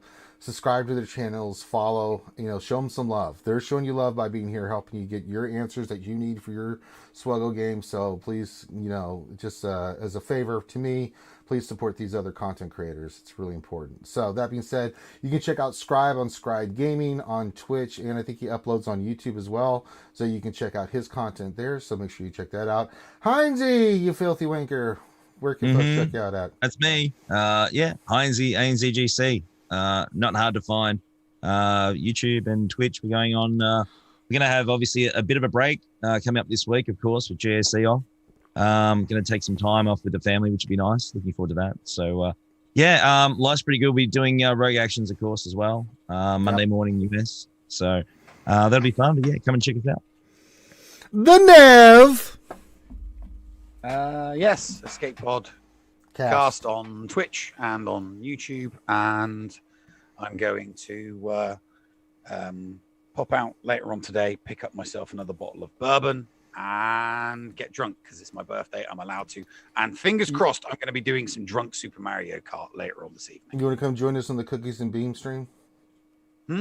At 7:00 tonight, we're doing the Cookies and Beam stream, right? Cookies and with Chewbacca. Oh yeah, but it'll be like between midnight and 2:00 in the morning. Well, we're not going to be that late, so.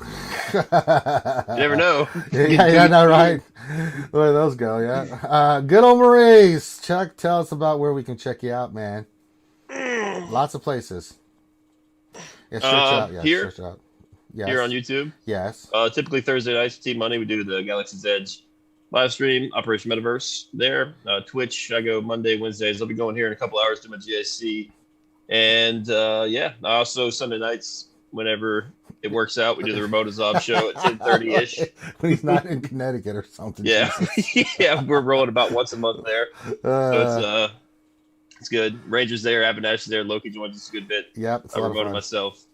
It's a good time. Ramon always says something inappropriate. Very, yeah. Or talk sports for about half an hour. When we're trying to end the stream. Let me tell you something about Daniel Jones. No, in the stream. I gotta be up in 5 hours, you son of a bitch. Yeah. Nobody cares. Let's go, man. Warrior, where can folks check you out, my friend? Warrior? Oh, let me get myself off of mute. You can check me out at Warrior Presents. I'm also on Twitter at Warrior Present or on Instagram.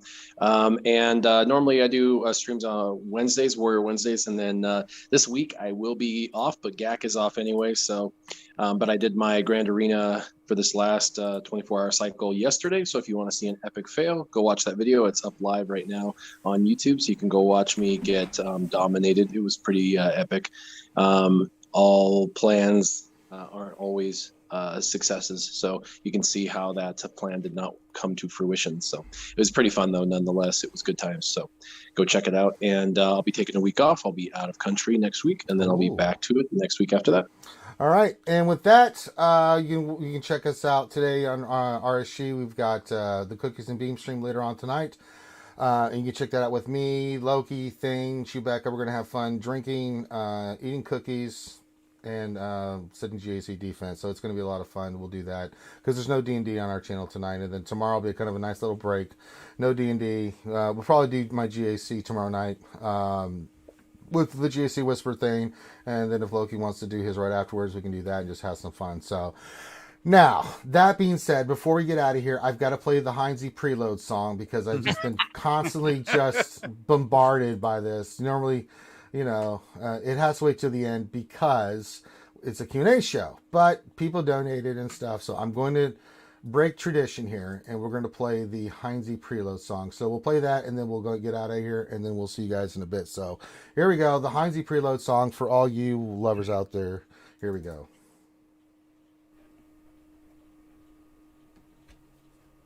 When a humble bard graced a ride along with Heinz the preloader, along came this song. From when the Aussie fought a silver-tongued devil, his army of followers at his feet did they revel. He came after me with masterful deceit and preloaded Kylo so he can't be beat. While the viewers mourn, he slowly led defeat, and so cried the Heinz, he can't be bleed. Toss a coin to your Heinz, oh valley of preload, oh valley of preload, oh. Toss a coin to your Heinz, oh valley of preload.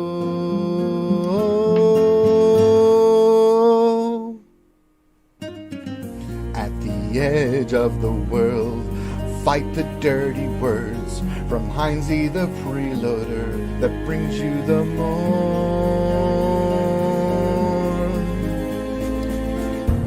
He thrust all his self, leaving great teams on the shelf, high up in the GP, from whence it came.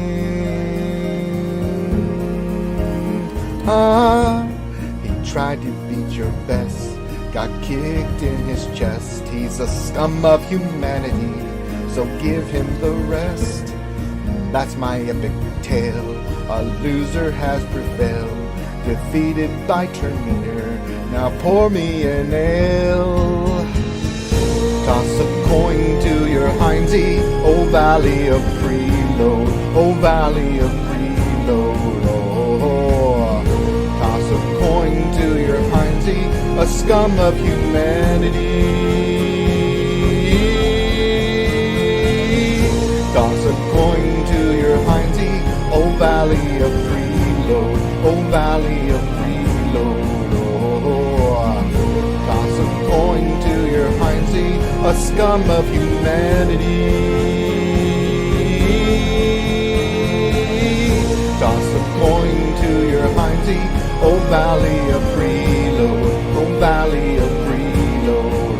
Oh, toss a coin to your Heinz, a scum of humanity.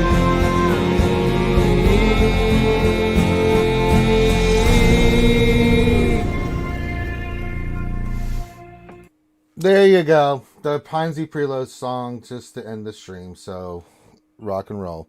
I'm going to be redoing this song. I've been able to update some of my software and stuff, so I'm actually going to make that one a little bit better. So, and I've been doing spoof songs for everybody. Heinz was the first one, but I've done one for Grid now.